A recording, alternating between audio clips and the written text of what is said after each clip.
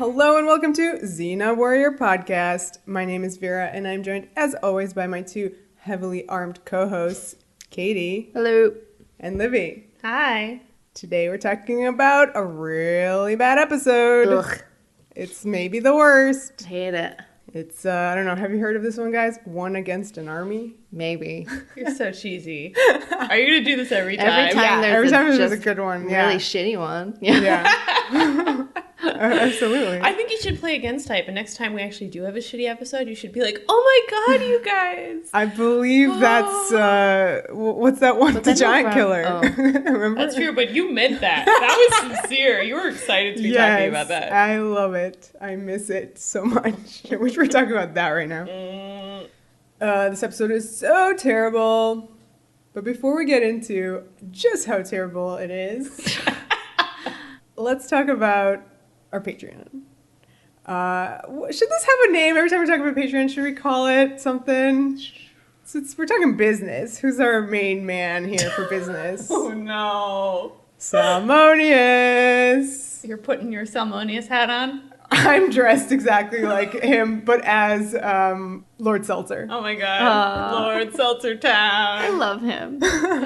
I'm dropping a coin in for this. Okay, fine. Sorry. It's the only time, but yeah, this will be our Salmonius second Where we We're take gonna a second. Take a second. to talk about our Patreon, which has been amazing. You guys, thank you as always for pledging your support. Oh, guys, I am so delighted by the fact that you're giving us money, but also the fact that so many people want to be peace-loving pixies. Yeah. If you haven't looked at our Patreon site, we have these different tiers at which you can pledge, and we decided to name our tiers after the various stages in life progression for Gabrielle. So we have small town bard. They're very distinguishable. Yeah, you know, you have a mental image of exactly which little Gabby this is. So, like, Amazon Queen, peace-loving pixie. There are 12 peace-loving pixies as of now. All which right. I'm just so, that is a lot of people who are into the India arc. Yeah. Good job, guys. Our Lady of Sighs, the girl with the chakram. That's a good one. And then, just as a special bonus, Dr. Janice Covington. If you're feeling really generous, Extra generous. you can be Dr. Janice. I mean, highest level, guys. Strive for the best. With each day, we are getting closer and closer to our next big goal, which is our equipment goal. And it is quite a necessary goal, guys, because... Tell them why. Yes, we've already had, I mean, you heard mentioned that our cables are fried. It is true. I don't know why, but, you know, our recording We equipment... podcast so much. Yeah, we podcast hard, guys. Yeah, the Talk so cables much. just can't stand it. It's just like shutting off the protest. Like, stop. No, but for real, we literally have recorded an episode and lost the entire thing already one time. Yeah. Spoiler alert, or not really, but just like, oh my god, it was the deliverer that we lost. Was it? I thought it was the praise. No, it No. was the deliverer, dude. Uh-oh. So We did it Dayhawk twice. did it? Dayhawk killed our Zoom, yes. So yeah, that was rough, guys, to redo Stupid it Dayhawk. again. Please pledge your support, and we really want that new recording equipment. Yeah, I think we're going to be adding new fun goals too as Yes. we move along. So look out for those. We're also going to be giving you guys a say in what we talk about for our next mini-sode. So look Yeah. out for a poll about that coming Yes. soon to an inbox Coming near you if you're a soon. patron. Yeah, we got 3 fun bonus episodes upcoming from the Patreon. Yeah, it's going to be I'm fun. very excited to start doing those because they're going to be very cool. Yeah, so it's www.patreon.com/Xena Warrior Podcast. Yeah.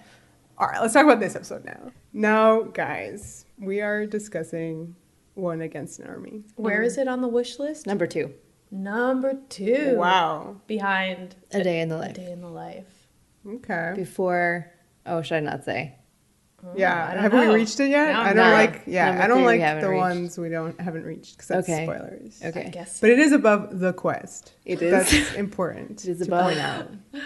Yeah, so that makes it the most well-loved non-comedy Right.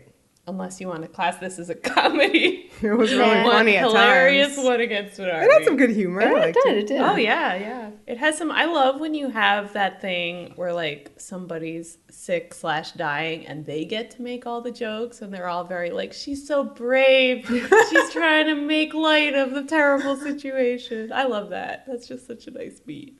Would you guys like to begin discussing this marvelous episode? No. This is 313, One Against an Army, and it's written by Gina O'Neill and Noreen Tobin, who are marrieds. Cool. And they're freelancers. Yeah. At least for This is Xena. my favorite thing. Yeah. When people who are not part of the staff or are brand new on the staff come in and watch the show and then write the show, because they often tend to write the best episodes because they're like, let me prove to you how much I know these characters in this show that I just watched a whole bunch of.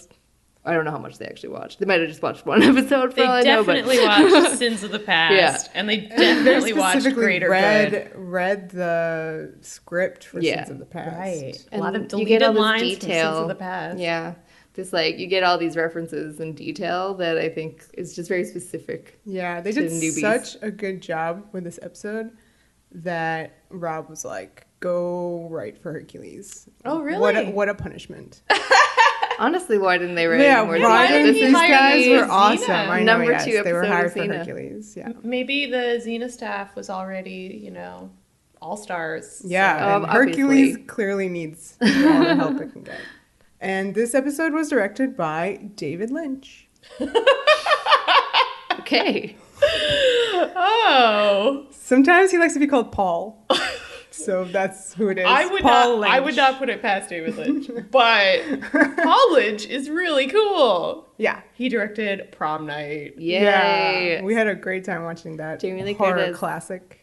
And you know what? It kind of fits. I like that this is a horror director because there is about horror quality, especially to those shots where the wooden beams are shaking from the horse hooves. You have this sense of like, it reminded me of like a zombie movie. It's they're on the like- Evil Dead cabin. Yeah. Don't worry about it. Well, it's kind of, this, I guess, trio, the two writers and the director, this is their only Xena work. Paul never if you're gonna directed here do again. just one, I know, yeah, it it's should a be great Might as well one do it. against an army. Right. So how could this episode be good. summed up? Summed up, you said. You and whose army? I don't have an army. I don't need one. I have Gabrielle. What? No. That's it. What? That's- Okay. what would your answer to that be? Well, I don't, my answer would have a be summary. somebody saw the film 300 Spartans and was like, you know what? Instead of 300 Spartans, let's do one where it's just one Xena. What is 300 Spartans? It is a film from 1962 about the, real events depicted. The Peloponnesian War? Yeah, exactly. The first. But not 300 by Zack Snyder. Well, that's the thing. 300 by Zack Snyder, which is what we are more relevant, like it's more relevant to us to think of those films, 300 and 300 Rise of the Empire. Mm-hmm. That's obviously based on Frank Miller's graphic novel, Mm-hmm. which coincidentally dropped a few months after this episode aired. Oh. Xena did it No. first! But they didn't, because we were just talking about that movie. Yeah. That was Which first. that movie was an inspiration for Frank Miller. Yeah. But it was only one of multiple inspirations. What if the other part was this episode? I doubt it. Well, but- Xena was bringing these sort of classical stories Yes, back into the of pop course. culture Yeah, mainstream. absolutely, yeah. So there you go, let's yeah. give Xena a little Yeah. credit here. For sure, he was inspired by this. Xena launched Zack Snyder's career, so thank you. So anyway, yeah, this was really fun for me because I do really love 300 and the sequel to it, which like the battles were happening at the same time. The Athenians were having a naval battle, and then like the Spartans were doing their thing in that pass that Xena wanted Thermopylae. to. Yeah. So anyway, yeah, But then we this was also really have the fun. battle in Marathon. I saw a lot of complaints on the interwebs. Oh, I don't even think it's like What's it's just the complaint? so no, it's just so irrelevant to this like episode that the show is not doing history correctly. Which is they like, change it you so just that noticed that now? yeah, I mean, yeah, number Come one, on, people. number one, you just noticed that now, and number two, like, they change stuff so that, like, it all falls on Xena. Like, Yeah, this was calm down. literally Xena being the hero of so many things, including that entire, like, Persian invasion, and also saving the life of that guy who ran and started the marathons. I don't know if, well, maybe She his did. life She is saved him gonna be because she saved. said, you gotta hydrate, bro. I guess you're right. She gave him the advice he Yeah, needed. that was a very specific advice. Just specific, because I was like, oh no, this guy's gonna die. And then she was like, nope, you gotta pace yourself, bud. Yeah, pace yourself. Drink some water. She had lots of medical stuff going on, but we'll get to it. So this episode begins with a fun little ditty. It's not test day. It's Gabrielle wanting. She's training. Yeah. But is it like on her own? She's like, Xena, today we're going to practice this. I feel like she went up to Xena and she was like, Xena, come watch this. I'm going to do this. Like, I feel like this is like show and tell. She was like, you know what? After a really good therapy session, the musical, I decided I wanted to also learn how to flip it out. Yeah. That's true. Yeah. I mean, she needs some kind of outlet. Yeah. So finally, she's getting the chance to just flip it. Flip it good. And so we have Gabrielle kind of prepping herself. There's a lot of like extreme close-ups of her arms, lots of like great little And her whooshes. abs. There's a big old pan across them abs. It's good, and I'm fine with it. So she, gears herself up and does her best Svetlana Horkina impression. Ooh, nice reference. That's right. Good old 90s Olympics. And sticks the landing, right? Yeah, she got that one. She got a really funny, like, another one of her, like, little shoy type of cries. Yeah, in her there, little too. yell. Was Xena impressed? Nope. She's got the staff in there. Yeah. She's just doing, gymnastics. Gina doesn't give a shit about gymnastics. Gabrielle whips out her little... She carries a little Xena in her boobs, basically. Yeah, she Like, that's does. what it is. This is a huge revelation. Yeah. What? Why? Well, it's just to, anytime she sees Xena do something impressive, she acts it out with her little Xena action figure in her boobs. And this was for the stunt guy. Yeah, Peter Bell. Yep. No also relation. goes by the name Zoe. Peter No Bell relation. also keeps a Xena action figure in his boobs? Yes. That's literally how she learns all her moves. They use the little stick figure for the stunts. Yeah, and That's so really cute. I kind of see how that would be helpful if it's like Yeah. you go like this and then you go like that. Yeah. yeah, and so I feel this. like it doesn't work as well with just like little toothpicks. Like these aren't like How dare you? bendable. Renee worked really hard on that. You need the fully articulated limbs to really map it out. I liked her little toothpick one. So wait, And Renee it's- actually she made could- this So this doll. wasn't in the script. This was something that they came up with, like whatever on set, and she worked real hard on that. Literally made that herself. That's so cute. Oh. Xena, So it really is show and tell. She's like, "What? Look what I can do, Yeah. guys! Look what I made." Xena picks her teeth with it. That was great. Yeah. Just like good That's details. as bad as the It is toilet not. paper scroll It is thing. nowhere Nah, near it's as not as bad bad. as that. No way. No, but it's not very nice. that is not respect right there. That's Renee's little doll. She's like, Gabrielle, do you know this is Renee's doll? She also carries it around. Gabrielle wants to try another flip. Yeah, she wants to take the staff away and do the real deal. Mm-hmm. And Xena immediately is like, you know what? No, you're not ready for this. She had to try 300 times with the staff before she could do a flip without a staff. First reference to the number 300, which will come back, which is, as we mentioned, 300. I thing. liked this little reference back to the fact that Xena herself once needed to practice. I remember how excited we got for a day in the life when you actually saw Xena practicing her moves for the very first time. Yeah. And yeah, it's nice to see that insight that Xena wasn't amazing overnight. She works hard. It takes effort. Yeah, she practices.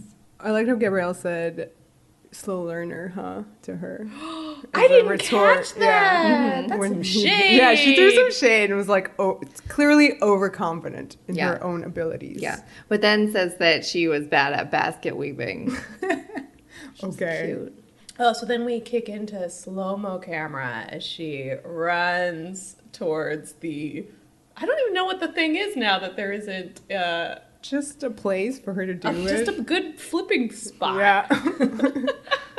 And Xena just immediately clocks it. She's like, wrong foot. Because Gabrielle leads with her left foot. Because she's like, what foot do I use, huh? And she doesn't have an answer for that. Yeah, because she just feels it out, I guess. Yeah. Gabs. She doesn't have the technical know-how yet to understand what to do with your body. But I love that Xena says that even before Gabrielle falls. She just clocks it immediately.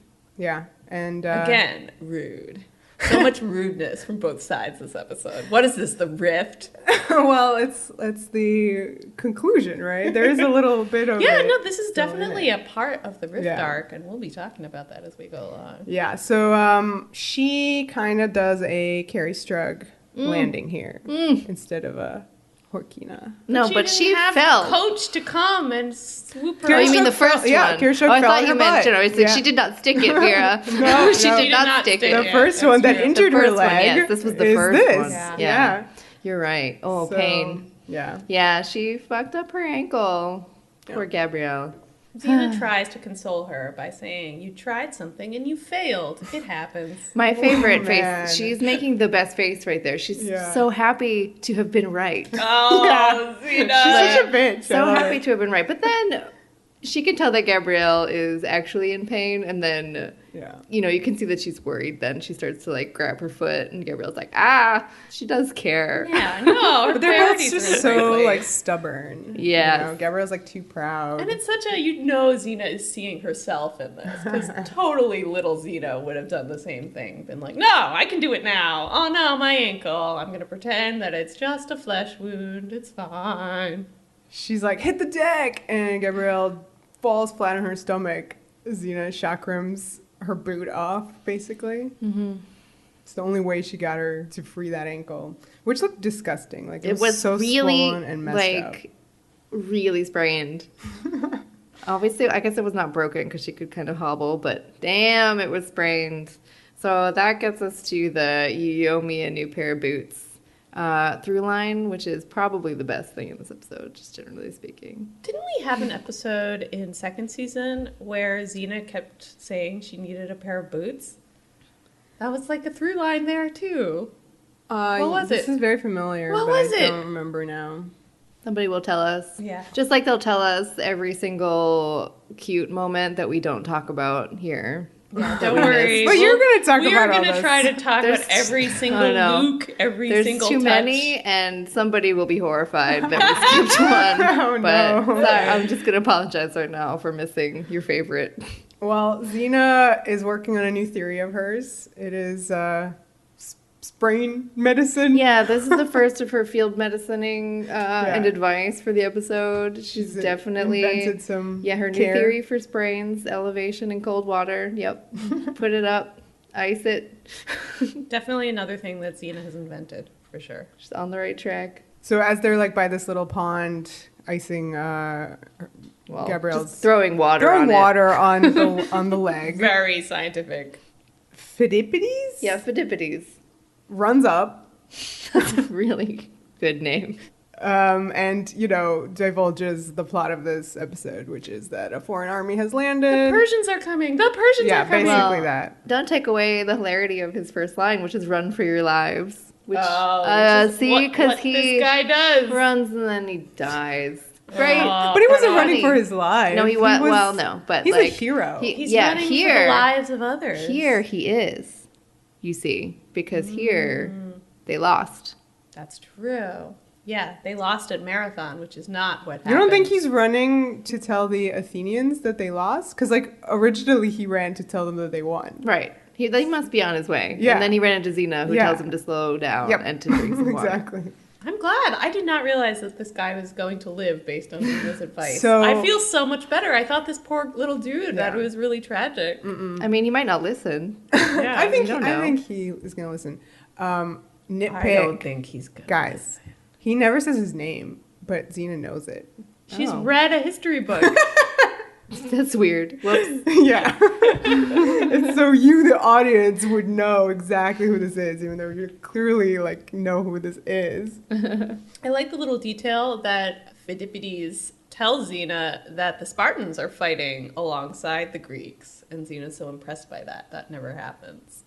It made me want to see more Spartans in Xena. Do we ever see Spart?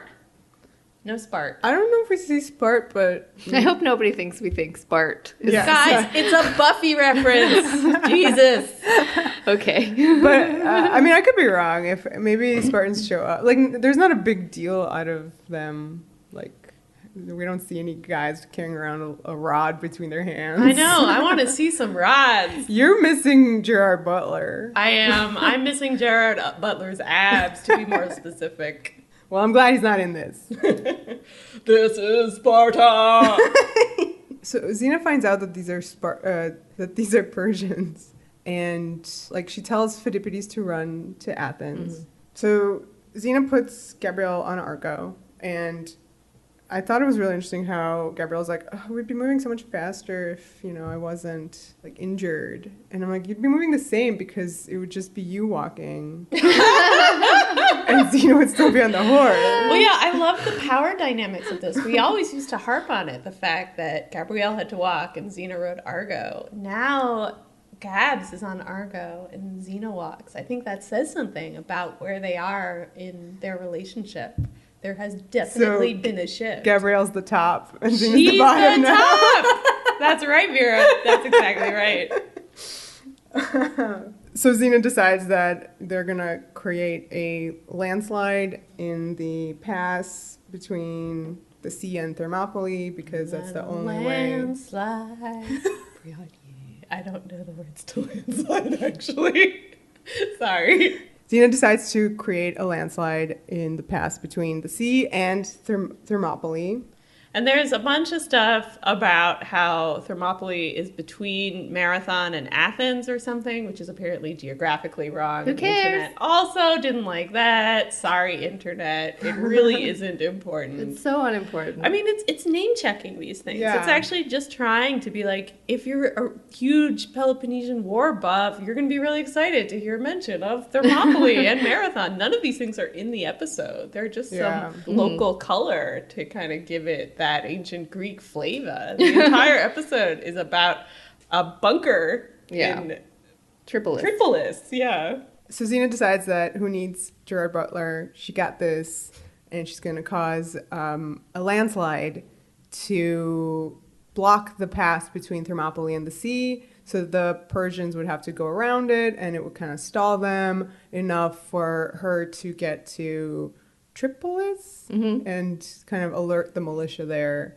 so that those guys could like really muster and possibly head off this army that's coming. She also warns that the Persian scouts travel like a day ahead of the rest of the infantry. Just The some advance party. little details and how they're like the most awesome cavalrymen like ever, the greatest Persian soldiers, blah, blah, blah. Such respect for the Persian army, Vera. Yeah. Don't you like Xerxes? Isn't he your fave? I do, yeah. But it's weird because it's really his dad that's doing this invasion. Yeah, this is Darius. Yeah. So on the way there, Gabrielle's on the horse, and she asks Xena a very important question. Yes. Which, yes? Would you like to ask her? I like that this is addressed because this is a superpower that Xena acquired. Yes. And it should be mentioned that she could at one point do this. I think that because she hasn't really had the instance between the debt and now to like, whip it out, I feel like the audience maybe assumes that she has this power and she left China with this ability. So I love that Gabrielle's like, well, can't you do that thing you did in the debt where you like... We're telekinetic? Yeah, you were telekinetic. You did some like airbending. That could destroy an entire army. I mean, I gotta say, I love the idea of seeing Xena at Thermopylae just like bringing down the rocks with the power of her mind. Like, that would have been badass. Don't ask for that. It happens later. Oh, God, wait. Is that what actually happens? She uses... Oh, man. Well... It could have been pins. cool. Sad pin. It also can be just like too much power to give to your Yeah. lead, because Yeah. then it becomes, well, why won't she do that all the time? Well, that's like giving every Callisto day? god powers. Yeah. Why Right. can't she just blow everything up? Because she's a god now. Oh, I like to fight with the sword. So 'cause it's it's more fun. Yeah. So it's a good thing that it's like tied to all these, major issues about desire and hatred and freeing your mind and Right. Yeah. It's a reminder that Xena has a way to go in her journey. And this episode is full of such reminders. So it's nice to see. And it's great just to cement the fact that in the debt, like, she couldn't get over herself. Like, she couldn't quite... I mean, she killed Ming Tian. Like, she couldn't quite not do this stuff. No, she's still very much operating from a place where her own self is paramount. Like, she hasn't achieved that level of selfless Yeah, every thinking. time that Lao Ma taught her this crazy skill, like, she was always overcome with some kind of hatred and lost it. And So also that's- greed. Like, I want that power. Yeah. And it's one of those things where in order to have that power on some level, you can't want it. Yeah. Well, she doesn't have it, and she doesn't have the purity of essence for it. Oh no, purity. What?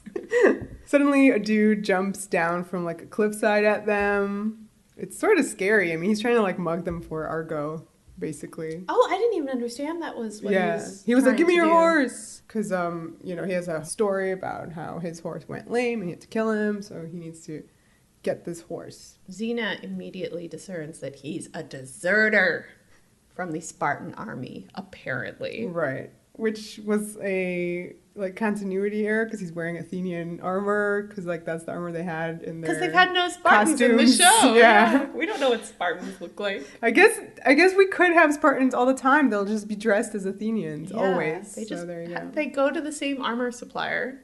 The way she takes out this guy is by doing a flip. And she flips right over him. And I loved how Gabrielle was like, right foot first. yeah, she's watching and learning. Took that mental note. I wish she took out the little Xena from her boobs and did it. Yeah, Like, just practiced that with would have it. been nice. The guy also has, like, a big wound on his back. Which, yeah, that's, like, such a deserter wound. What? What's the deserter wound? Because you're running away. You get wounded. Okay. Yeah. Oh, I see. It's like being Stab in the shot in your back. butt, I see. you know? Never show him your back, Katie. We learned that his name is Dorian. Dorian Gray. He's attractive? I don't know. He has, like, Steve Buscemi teeth. Oh no! He had, like, a lot of teeth action happening. I thought he was really good as, like, this guy. Yeah. Because This works. Yeah. You definitely, like, when you meet him, think he's gonna be kind of their little sidekick. Like, Yeah, and he played the, like, I'm a coward, but, like, I want to help, but oh no, I'm still a coward. And really Gabrielle well. immediately has all this empathy for him. I love the line that she says to him about everybody feels fear, trying to, like, get rid of the stigma of this, like, one moment of freezing up. She's been there. She froze up once. So, I like that stuff, even though, of course, this kind of takes a turn that you're not expecting. Yeah, but I just love that Xena, I mean, without even, like, knowing that he's a spy or anything, she just already doesn't like him because he deserted. Yeah. Well, Xena's been in so many armies. I'm sure she's executed a shit ton of deserters. She has no sympathy for them. He explains that he's from this place called Missoa, and she's like, oh yeah, that place with that amazing 70-foot waterfall? And he's like, oh yes. Don't go chasing waterfalls. Don't. Yeah. This guy didn't listen. And she's like, oh yeah, that's such a great, waterfall. And he's like, oh, totally. I love that. That's my favorite waterfall. My favorite waterfall. Me and my kid, Zacharias, go to that waterfall all the time. I don't think he was lying about Zacharias. Yeah? Yeah, I think that was, lying with the truth. Yeah, well, that's the best kind of, if he's like an actor, he embeds himself in people. Like, that's how you do it. Which I like, because it gives him a bit of three-dimensionality. This guy has a past. He's a dude just like any other. He just happens to be a Persian spy. So I do like before she really starts sussing out that he's a spy, that, like you say, she doesn't like him just as a deserter, but she says stuff to him that's like, we can't all run Like, and if we did all run, then there'd be no home for us to go to because somebody has to stick up for things and fight. And then offers him a chance to redeem himself by fighting with them. That's true, yeah. And this is also going to be very ironic coming from Xena later. Suddenly they're attacked, and Xena tells Argo to take Gabrielle to the woods. Argo starts going. Yeah, he kind of ends up more... She! Yeah, Me and Argo's gender! I am so sorry, Argo. Argo takes Gabs more to like these like little outcropping of bushes. She is still very exposed. I thought it was interesting. But I thought they were like heading like that. Yeah, I think they're heading there. It's Gabrielle who stops because she spots Dorian kind of like frozen. And she's like, this guy, oh, I better come and like... Snap him out of it. Snap him out of it. So she goes back and's like, you either fight or you run. Like, you can't just be standing here. And this kind of causes her not to go to the woods, so she gets arrowed. Arrowed. In the back. What do you guys think? I really love just the fact that there's this progression with Gabrielle's injury, that she's first injured at the very beginning of the episode, and now is injured a second time. I feel like this is classic hurt comfort, where you're already worried about this character, and then, like, your worry suddenly intensifies. Like, this episode's kind of teasing you. You're worried about her leg? Well, it's teasing you. She can't fight, you know? She's a liability a little bit, and that's how she feels about it. She's beating herself up about it, even before she's arrowed. So it's almost like, you know, from Gabrielle's perspective, she's like, oh no, now I'm being punished for, like, not being able to help.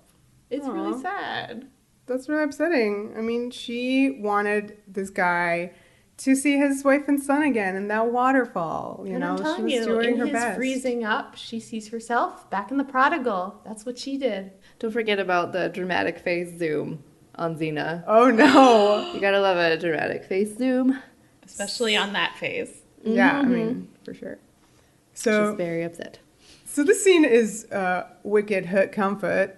Is that a Boston Yeah, accent? that was my Boston. Thanks. I thought it was maybe British. No, it's either speech impediment or Boston. And, The whole episode is a hurt comfort extravaganza. So the last time we saw Xena do like an arrow extraction is from like the second episode when she did it to herself. Yeah. She gets that dude to help her. Right. Good thing there's no dress of heterosexuality for Gabrielle to wear in this one. This is like a remake of Chariots of War, but without the heterosexuality. Yeah. Which is amazing. It's so much better. So she has to like extensively do the thing where she breaks off the butt of the arrow and like shoves it right in there and takes it out of the other side. She shoves the butt. No, she shoves the shaft. There is no heterosexuality here. Stop talking about that. It's very good. There's all these like crunchy sound effects. Crunchy sounds. Really cool shots in there. Lots of pained noises. The one through Argo's legs is great. Yeah. I was gonna say, it feels really real. And I like when stuff in Xena feels realistic. Like we said the same thing in Chariots of War. Like we felt like she was in pain. She was sweating and in pain. Sure. And, you know, this is a pretty easy arrow effect, but it looks like she's pulling it right out of her shoulder, and you're like, holy shit. Yeah. So Xena kind of like sniffs the arrow and discovers that, oh boy, it's poisoned. Dun dun dun. Yeah, because you have to make it worse. Not only does Gabrielle have a busted ankle, it gets worse. She gets an arrow. Now it's a poison arrow. So, and if we thought we were done with this scene, we're not. She now has to cauterize both wounds, front and back. Right. Oh my god, you guys, we haven't talked about the first instance of bedside humor, which is Gabrielle's making these horrible pain screams, and then once the arrow's removed, she's like, I hardly felt a thing. Aww. It's so cute. Yeah. So there's like a lot of smoke that comes out of her wound once it's being cauterized. can't be what that looks like. No, it's right? not. I honestly don't think I would have thought anything of it without the Lucy and Renee It's true, commentary. yeah. Though. I would have just been like, ouch. So wait, But what do Lucy and Renee say? they're just cracking up at all the steam. It's like, too just, much. just it's laughing. just so steamy. Like, it is steamy steamy. cauterization scene. There probably shouldn't be any steam like at all. No, I don't think so. Maybe a little bit of a sizzle sound effect would Yeah, have been the all you sizzle needed. can remain. I do know that we will have ample opportunity to return to the hurt comfort topic throughout this episode, as it is quite the extravaganza. For people who don't know what it is, Oh, good point. Wait, who, what? hurt comfort as Oh, a trope yes. in fan fiction, and then mostly fan fiction, but then also obviously in media, is when basically you have your one character who is in some way ill or wounded, for another character to comfort them and take care of them. And I think that it's definitely worth noting here that like a lot of the fanish basis in it started with Kirk Spock, and they were called like Get Spock and like Get Kirk, because like you were gonna like really do some damage to one of them, so that the other one Interesting. could then. And the thing about it is that it's supposed to get your characters into an intimate position, and like so for Kirk Spock, obviously you have your slash fic, and it's a socially acceptable way to have these two men expressing emotions about each other, and then also being close physically. Yeah. It's in a way that's like, oh no, it's not that they're together. Like, so Yeah. it's kind of this thing where like, I think it's in this scene, even already off the bat, you have them like really close. Like Yeah. she's like holding her, basically when she's pulling the arrow out, Gabrielle's face is smoshed into the Xena's thigh. Like, so you can get your characters into these positions that are pretty fun. Yeah, so I think it's like the intimacy of the trust. Yeah, Yeah. trust and intimacy in the trope. I think it's easy to say the words hurt comfort, and it's definitely not for everybody, like as a storytelling thing. But I feel like if you're but- watching it and you don't know what it is, but you're like, I like when your main character is somehow hurt. That's why I would call it like when. That's Vera's serial killer version. I Yeah. like when they hurt. Yeah. But I just feel like people could have, when you hear the like tropes and stuff, that it has like a not derogatory is not the right word, but like dismissive. I don't know. Yeah, I think people somehow look at that and say like, oh, it's so easy. It's like so easy to do that and to be like, oh my God, shit just got real. But the fact is, like, good storytelling is this. It is putting your characters in an extreme place. Yeah. And the every Sweeps episode does this. Right. I tape them all. And the flip side of it is the comfort. It is like having a moment of consolation and the intimacy of that. Yeah. All right, so we got the wounds cauterized, and Xena has a new plan. So she sends Dorian off to... Send word to the militia. Oh, I think. right, that there's a landslide. And he's Yeah. like, oh, you didn't tell me there was a landslide. Okay, I will do this. You can count on me. And then landslide brought me down. Beautiful. Thank you. She was tricking him so that she didn't have to do the landslide herself. Yeah, it's just They were pretty actually genius. gonna It's so cause lazy of Xena. so lazy. Oh my god. But it works. But like so great, because now she doesn't have to do the landslide. Also, she tells Gabrielle that the reason she did this was because this dude is a spy. Which is sad because Gabrielle got shot because she was trying to help Yeah. him and he was a spy. So Yep. it sucks. Everything sucks. Such a Gabrielle thing to do. Oh, it really is. Yeah. She probably would have helped him anyway, knowing her. So they're on their way to Tripolis to get the militia and also the serum for Perfect. her injury. Easy. Poisoning. Once they get there, number one, there's nobody there. And it's been razed to the ground. By that militia. Yeah. Yeah, I really like when they are entering the town, like the overhead shot of it, where you can see it's all burned down and stuff, and there's like, I don't know, crows and stuff yeah. in the sound design. You're like, that can't be good. Like, that's no good. It's one of those things where the army wants to destroy their own stuff so that the enemy can't get it. Yeah. And unfortunately, that includes serums Yeah. in the physician's hut. The physician's hut is destroyed, and there's a really great. I like how Xena kind of like, you know, when she touches stuff, it's still hot, so she's like, ouch, you know, like sizzle. More little bits of realism, yeah. And she finds the serum, but it's just like a busted, you know, top of a bottle. She like throws it angrily. So now they don't have the serum, and they don't have the militia, because the militia has GTFO'd.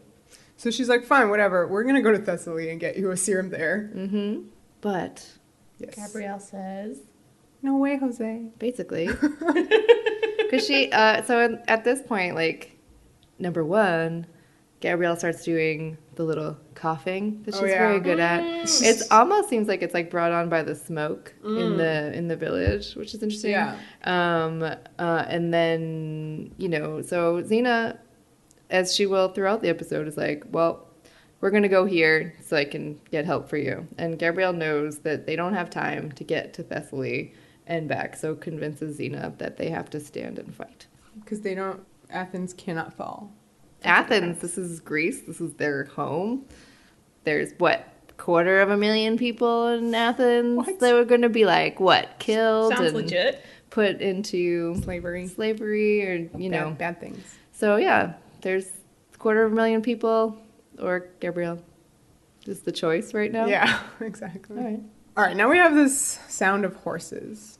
And actually, like, a really fun, clever way of making a few horses seem like many. We got the old filmmaking technique here. With the coconuts? Yeah.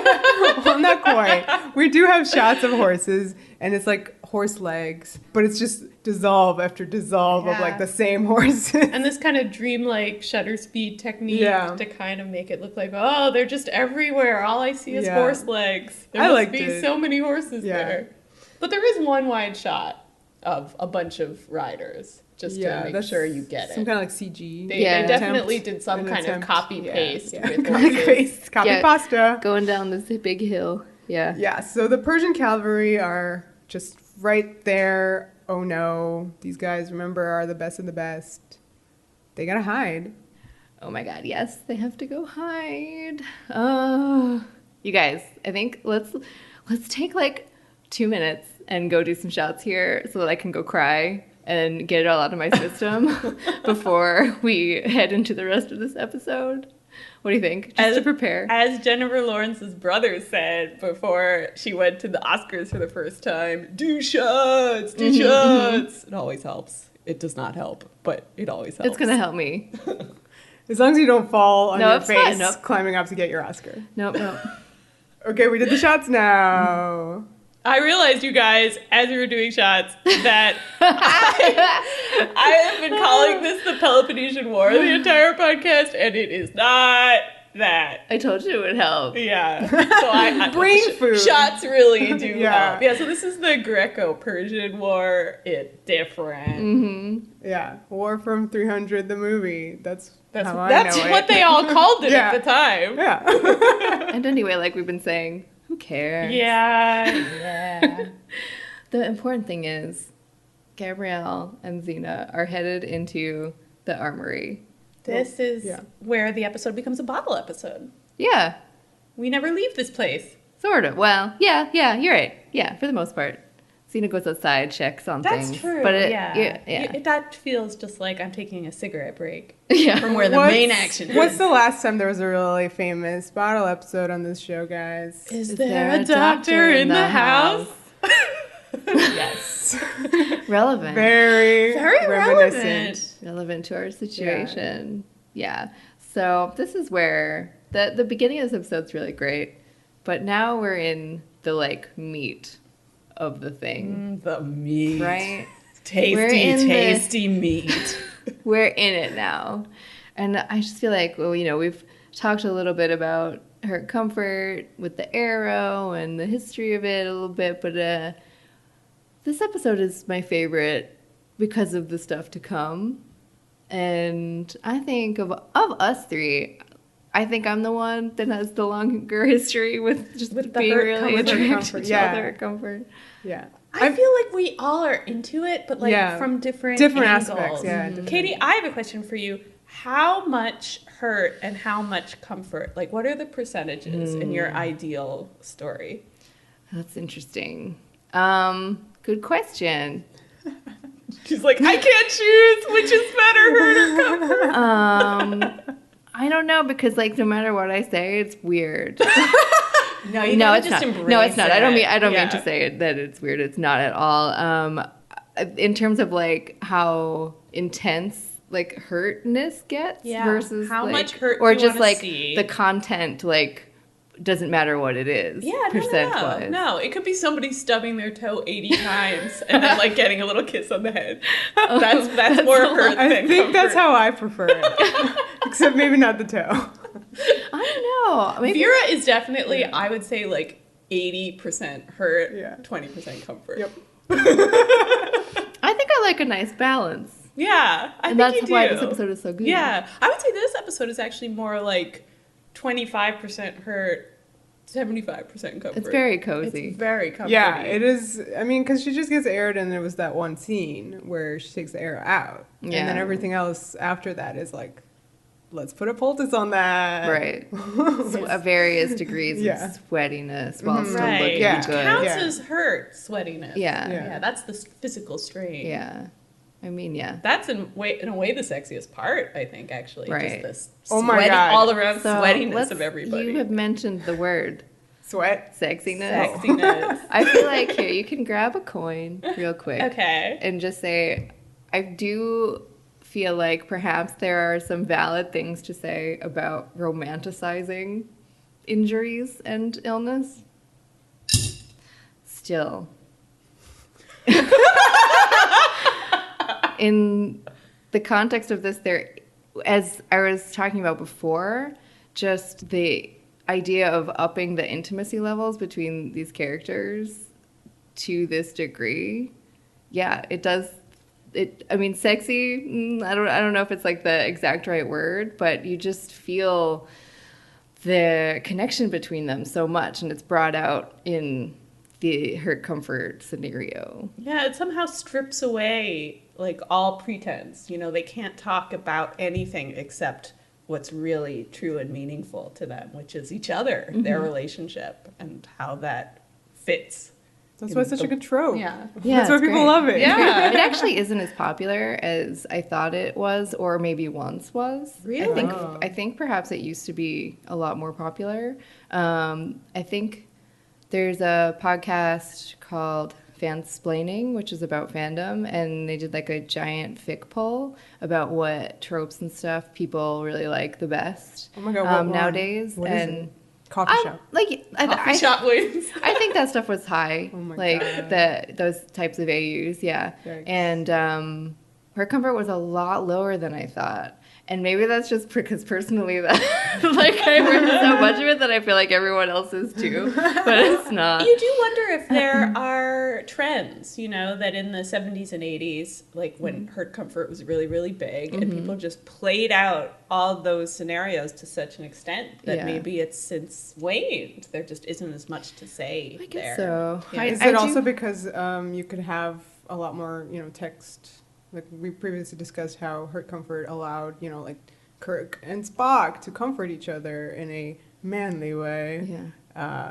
But it could be read as a slash. Right. I've never read any of that, but now I'm like wondering of like I just remembered saying like stuff about emotions. So like what does that mean Spock wise? That's interesting. Yeah. Yeah, I mean, Yeah. I think that is, if I were reading that stuff, and I haven't read it either, but I would be totally into Spock getting hurt. I love the idea of a character who's like all composure, No. very stoic, and like having that like wall come down. You Yeah. know? Yeah.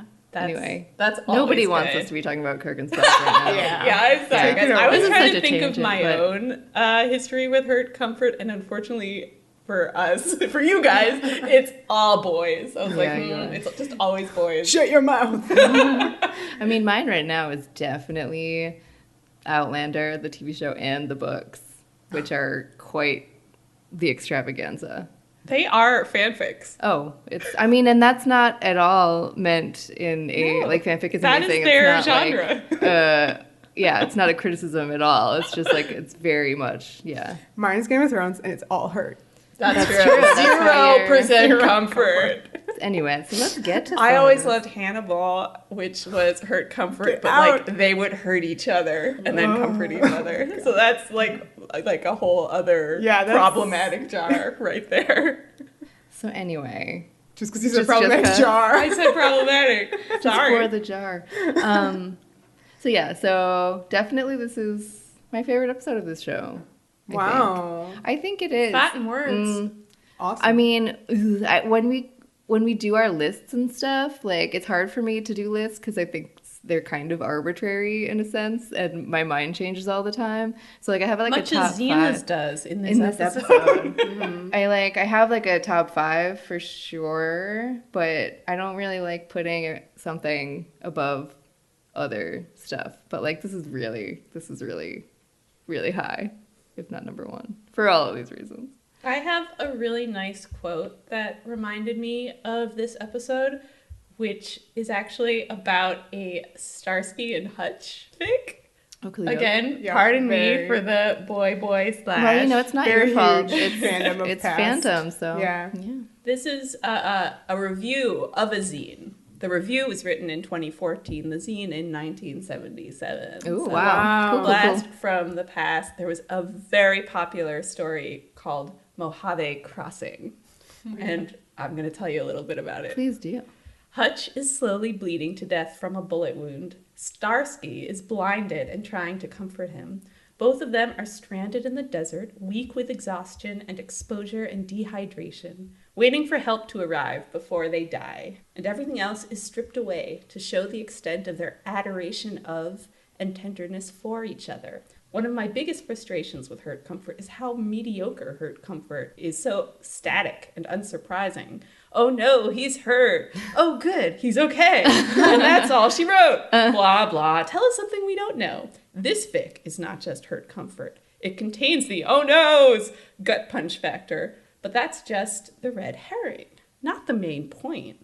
Other stuff, all interrelated, is going on. But the main point of the story is the illumination and revelation of how much love and selflessness they are capable of, how entwined they are, how intense the link between them is, how much pain a loved one's death causes. Slow, sweet, dark, ruthless, and aching, with love being ripped cruelly away by death.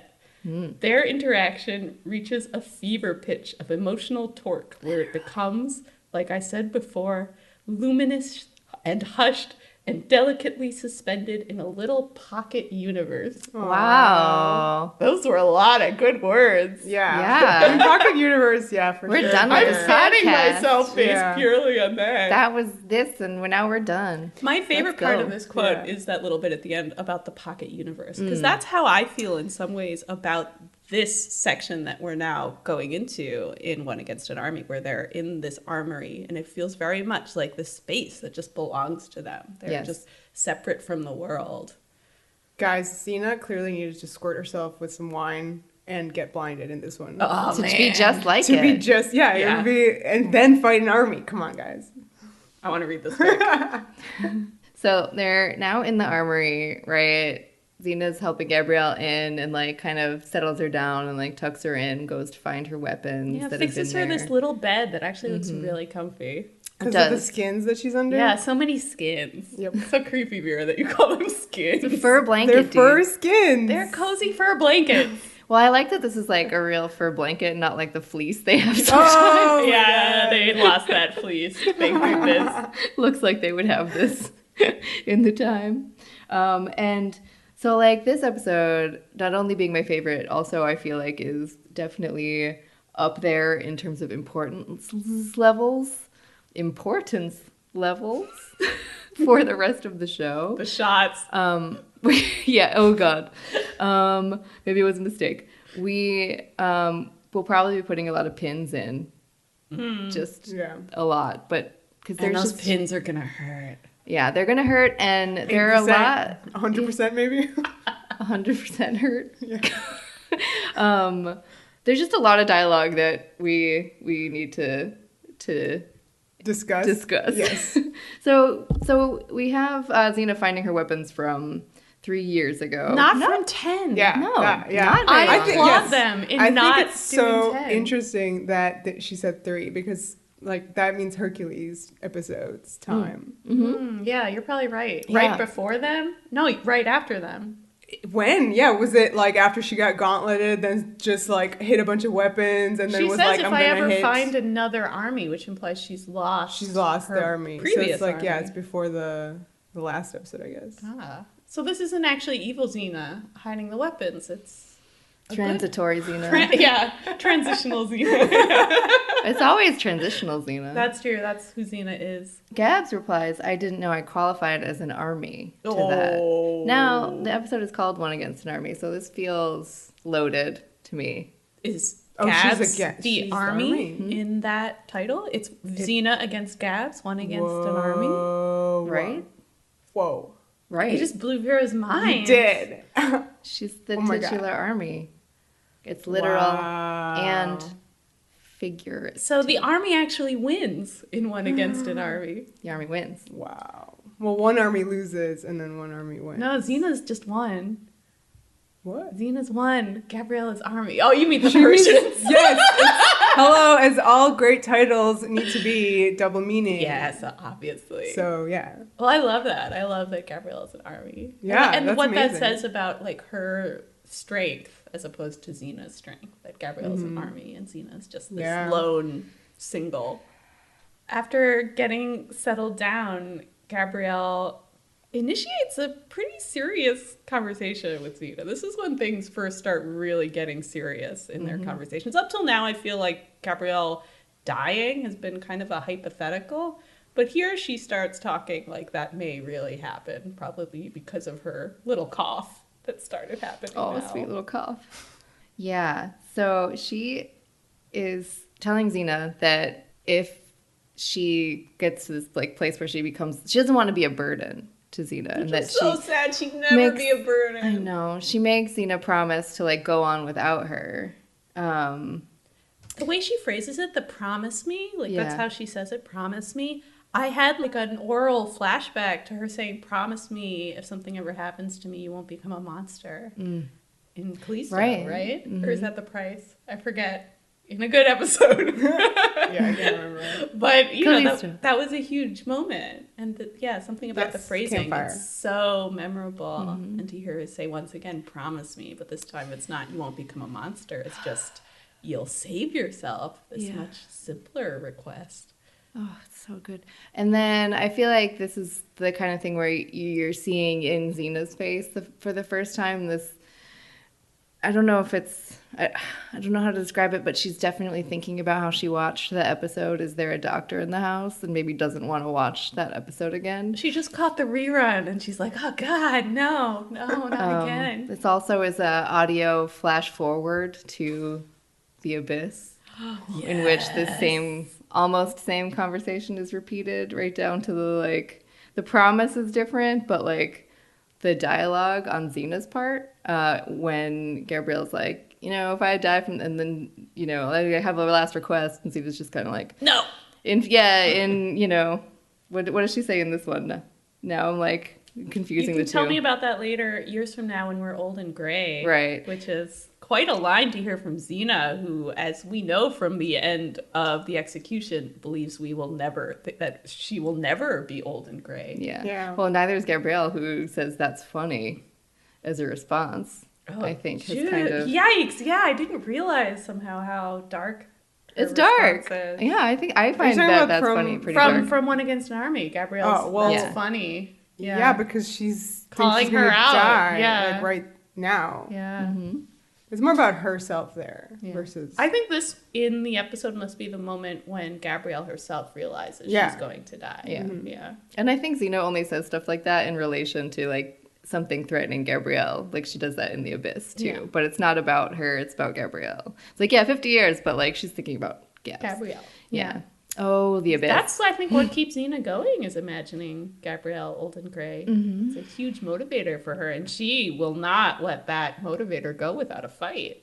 Yeah, Gabrielle's pretty much being like, you know, not the optimist. We're all going to die eventually, she Yeah, says. that is So- not the optimistic thing to think.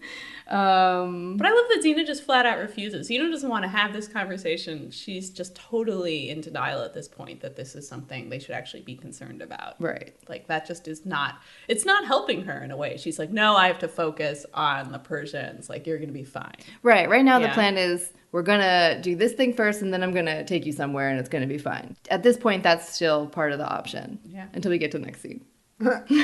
It gets worse. It gets worse. Yeah, escalate.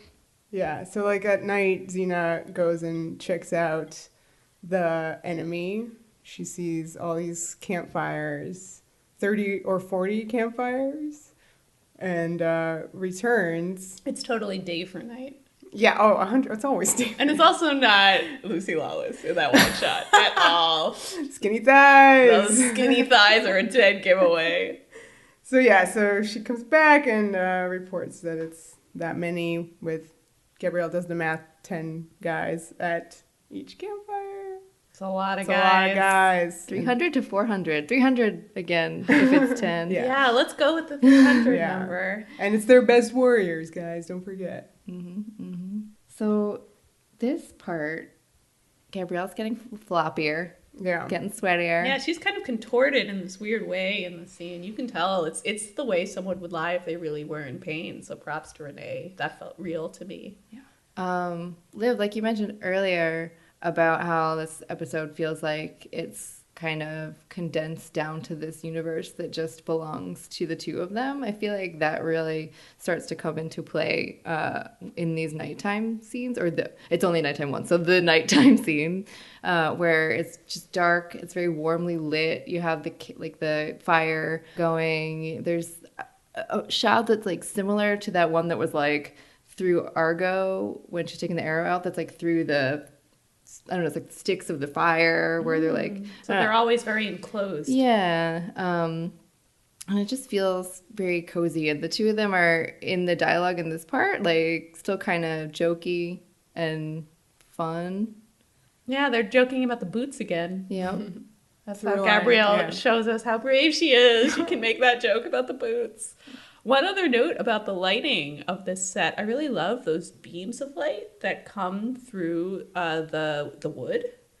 You have these wooden slabs and then light just leaking through. And it looks almost heavenly, these like shafts of light. Yeah. Obviously when it's set during the day. Right. Yeah, but even at night, there's this, the moonlight. Oh, right, the so moonlight. bright. It's just so bright that there are these like blue beams coming through. Props to the cinematography in One Against an Army. Really, really lovely. It really does look nice. Xena doing more medicine. She's constantly giving her like a poultice that's supposed to help. Is this where she kind of plays with the hair on the side of Gabrielle's head? Oh, yes, it is. And, like, wiggles her earlobe. Yes. Not a thing I would think to do. Yeah. But this is where Gabrielle, patented soft voice, is like said that she's uncomfortable on her back. That's why she's sitting up. Like does some like hardcore coughing, and I love how Xena's kind of, and she starts the scene by being like annoyed with her, like, what are you doing? Like, are you all right? I told you to lie down. Why and are you sitting up? Like, you never listen. So like, Gabrielle says she's uncomfortable on her back. So she's basically starting to drown in blood, I think, in her lungs, right? So because Xena's like, so she coughs up blood. But also, I think she has a big wound, arrow wound in her back. That's true. So Xena's like, but lay on it. Also in her front. Yeah, but like, that's rough. I don't know. It's also rough to just be like lying on that. She has so many problems. She has a lot of problems. And her ankle is just so swollen. She's coughing up blood. That's bad. Like, that's Dickensian bad. Exactly. That's just what I was going to say. I was like, that's the tuberculosis no-no. Uh-oh. Say your goodbyes, lady. Right. Yeah. It's straight up no good. But so again, with the little moments like you mentioned, the playing with their hair, like playing with their ear, that's stuff that you don't see, but you see them being intimate. You see it on this show a lot. We haven't even talked about like earlier Xena when she's like, you're gonna be fine, like touches Gabrielle's shoulder, and Gabrielle like looks at it. Yeah. She's like, ooh, we're doing touching today. Yeah, obviously there's all sorts of like intimacy between the two of them in the show throughout, but you do feel like there's an extra level when you are in a plot like this. There's no pretending. Xena doesn't have time to be like, you're my friend. She's just like, no, Yeah. I love you. You're so beautiful. Ugh. So Xena surmises that because she's coughing up blood, the arrow must have grazed her lung. Yeah. So, and that means that the poison is spreading way faster than they both anticipated. Right. She's going to die in like a day. Yeah, so she has to get her help. Yeah. now. So the plan originally, which was stop the army, then get Gabrielle somewhere, is now no longer feasible. Now it's either or, basically. And now we're at what I like to call the moral ooey gooey center of this episode. Gooey, Of gooey. the And meat. maybe the show itself. Oh my god. Okay. Well, first, Xena immediately is like, I've made my choice, and starts building a litter. And I love that when Gabrielle sees the litter, she's like, what kind of weapon is that? Yeah. She knows. She knows. Doesn't look like a weapon. Yeah. So this is the time where Gabrielle now knows that she is not going to make it. And Xena has decided to save Gabrielle. And Gabrielle decides to bring up another important episode from season 1, The Greater Good. And basically shoots Xena's own words back at her. And it's like, if you do this, like, what's going to happen to Athens? And the first thing is the greater good. You taught me that there are things in life worth dying for, things that hold a higher meaning than our own existence. And Xena says, not your existence. And Gabrielle says, Why? Because I'm your friend? and in my favorite line delivery of all time, Xena says, yes. It's so just like emphatic. She's just like, there's no question there. I love that for Gabrielle, there is a question. For Gabrielle, there's a why. Like, why am I important? And Xena's just like, why do you ask that? It's obvious. And then the last part of this conversation here is for Gabrielle to be like, well, then I'm your friend, honor my memory. We both know that I'm right. This is right. Promise me that you will not leave this battle because of me. These are strong words. So this is a big conversation. Number one, let's get this out of the way. Everybody's making great faces.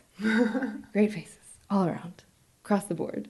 But this is kind of a huge thing, right? It's Gabrielle, or like we said before, Athens. Yeah, it's the greater good versus the personal good. Like, for Xena, Gabrielle is her everything, but at the same time, like, her everything is also Greece and all of these people who she's sworn to protect, and her redemption quest, which has, given meaning to her entire life. So I feel like this is such a central conflict for Xena. And I think especially in the second half of the show, once the storytellers have really done the work of establishing just how much Gabrielle means to Xena and how much Xena means to Gabrielle. I think once that's fully established, you can begin to say what's more important, like this romance or the world. And I think that's a great question for any great romance. Absolutely. How do you make that choice? Yeah, I think that we can't like fully articulate everything that's going on here because there's so much that's for the next 3 seasons. So like Monster Pin. Yeah, just one giant pin through this entire conversation. Monster Pin. And especially like, like you were saying, in a bit, we're going to get to Xena talking about giving up her redemption quest. But then at the same time, there are bigger issues of like, you're just saying like one is selfish. Is that also selfish? Like, there's just so much going on. There's so much going on in this episode. It's crazy pants. It really is. I really love also that it's Gabrielle who's become the voice of the public good and this version of very heroic selflessness, considering some of the decisions she made over the course of the rift. Like especially China, which gets called out this episode. A lot of what Gabrielle did was because of an excess of self. She got jealous. She loved her daughter and felt that was more important than anything else. Right. And I think it's interesting that she becomes this voice here because you really feel that she has learned from those mistakes. This isn't just her being so good, so pure, dying and knowing what's right. You feel like this is the voice of someone who like has suffered and now understands something about the way life works. I think it's also very clear that the episode, I mean, we'll mention it a little bit later, but the episode that's, besides the Doctrine of the House, that's really relevant is The Greater Good. The Greater Good. In which Name checked. Xena is poisoned and slowly dying and makes And Gabrielle Yeah. dresses herself and go up against an army. Yep. And so this clearly would be in Gabrielle's mind. I mean, this is like the first time she's experiencing that. So like, I would say you can even forget about like all her experiences during the rift and all that stuff. It's like literally like something that she hasn't thought about before, which is everything that Xena said to her in The Greater Good, the episode.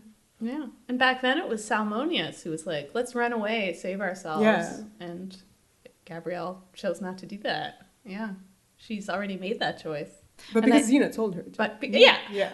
Well, I was just... Xena didn't say go die in defense of me, but Xena set an example. Yes, exactly. I was just going to say, I think it's always good to keep in the back of one's mind that all the words that were just said and that we associate with Gabrielle came from Xena. And that she says, you taught me this. So I think that that's really important. Yeah. And it's Nice. great. I feel like it makes you really sympathize with Xena because she's so capable of saying these wise things when Right. she doesn't have skin in the game. And Yeah. as soon as she does, she's like, no, forget everything I said. You're more important. No, Well, no. that's why I really love Lucy's acting, particularly in this part, where it's just so believable how she knows that she should stay for the greater good. Yeah. But she just really wants to go, and She she's wants mad about it. permission Like to make this yes, choice. and that's what makes her like literally act like grumpy and like she's mad because she has to like do this, and she wants to be selfish and wants to have somebody be like, it's fine. Yeah, you're allowed to do this. Yeah. And Gabrielle will not give Yeah, her that no. permission. And even here, Gabrielle says, honor my memory. Once again, promise me you won't leave this battle because of me. And she says nothing. Xena will not buckle. She will not. She'll stay, but she isn't going to actually verbally make that promise. Right, and then you can see like again she's quite angry in the next the cut, and she's like throwing the weapons down. Are you saying she's bad at the comfort part of the hurt comfort? Well, she's for the now, grouchiest. she's grouchy, and she's like setting up the house Home Alone style. Oh my God, yes. Yeah. Talk about the trap. Yeah, so many weird booby traps she sets up here. You and guys, she's multitasking here yeah. too. You guys love that part where she like picks up the chains or Yeah, whatever. she's got like this like really long morning star thing that she's just like, it like fills up her entire arms, and like Lucy just can't hold this thing. But It's staggering with it. I feel like it's supposed to be heavy, but it's like It clearly doesn't look heavy, it just looks plastic. big. Yeah, It's it just plastic looks like she from knows the shop. The plastic thing is just gonna snake out of her Yeah. hands at any second. And then they like add the heavy, chain sound effects to it when she puts it down. Really, it's just like plastic on wood. she also has her witch's The cauldron, witch's cauldron. Oh my god. which is The a cauldron. bubbling. She's like, oh, I gotta take a second to twirl around the witch's brew. Right, but then my favorite part is when she spots the like vase hanging out and is like, you know what? Let me try it. Let me try the airbending powers that one time I had in China. Which is sweet because previously she had told Gabrielle that Yeah. that very, just like, I don't have them anymore. It kind of scoffed at her. Yeah. And now here she's like, no, maybe I do. Please Well, like, let me it's have her them. last. I love when she's at the end of her rope. Like it's trying this or praying. Like it's just maybe one of my favorite aspects of Yeah, Xena. we don't see praying this time around. Not this time, Yeah. but she tries But this. this is- you're right, this is and the equivalent, Yeah, she Maybe gives a it her higher best. power will help me. Yeah. So and they immediately put in the soundtrack the old China theme. Like a dragon-y kind of voice, and It's a cool noise. it's great because you immediately know what she's doing, Yeah. because of the sound effect or the Yeah, and in fact, soundtrack. if you didn't have the sound effect, it would look really silly. yeah, True. she can't do it, guys, and she frustratingly kicks it. I love that. I Breaks love it. that, seeing that frustration and like that vase just smash into pieces. But it's the same frustration we saw in the flashbacks of Yeah. the dead, The and that's dead, great. Yeah, Like, yeah, it's she's really so great. reverted to Yeah. that person she was, who was just sort of impotent with Yeah. with rage. Yeah. Yeah, so that was good. And in the middle of this, after she smashes the vase, suddenly Gabrielle patented software. Help me. Oh She immediately runs over to her, and we get another brilliant scene This one's good. We gotta go pause and cry again. Wait, She More looks shots? no. so- Oh, okay. No, so I'm fine. pale and little in this big bed. Yeah. Like, she's So just this sweaty. yeah, she looks really like a little girl, particularly in this moment, which is perfect considering what happens in this scene. Right. Yes, we have some dialogue from the season 1, episode 1 pilot Sins of the Past, which we have heard some of, but not all of.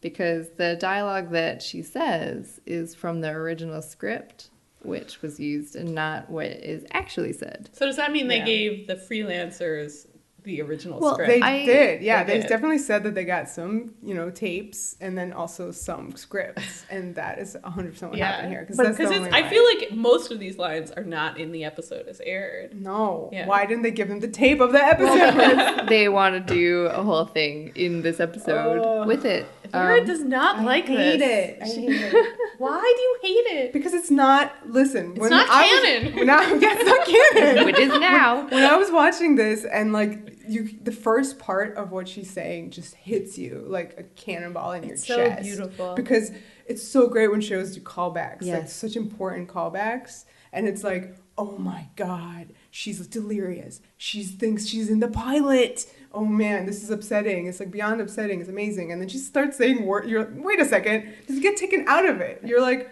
what is this? This wasn't on. This is I not on don't my know tape. that I agree with being taken out of it. I think I'm just I so was in taken it out that of I'm like, because I was like, oh that's my not what God. she said. It has to I be know. exactly right. So what is happening is that Gabrielle starts saying, you have to take me with you. Teach me everything that you know. Those beautiful words from when they first meet. And now you see them in this scenario, which is horrible.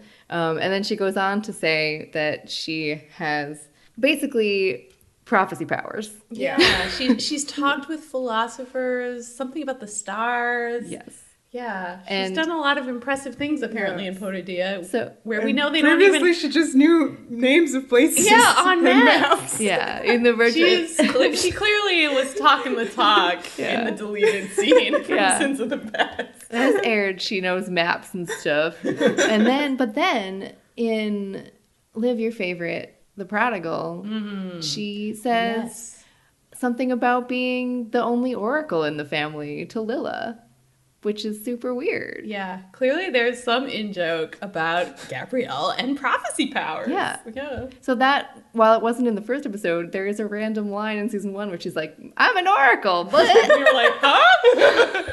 Say what now? But okay, she's feverish. She's saying stuff. Like, it could just be semi-coincidental that it starts to come true, being that they are about to have a big fight. I mean, I like No, the way it's done yeah. here, where, like, if you want to see this as a moment of prophecy, you can. But if that isn't a part of Gabrielle's character for you, as I know it isn't for Vera, you can retcon it. You can be like, it's a coincidence. Or just, at the point of dying, everybody's a prophet. That's Okay. such a literary trope. Why that, not? You have some kind of extra perception at that point. Is it just to make her be more useful besides like throwing down the oil cauldron? I think she's very useful this app, even without No, I understand the that, but I mean, prophecy. like, But why yeah, I was think this it's a way of her included? to save Xena's life the only way she can, which is via knowledge.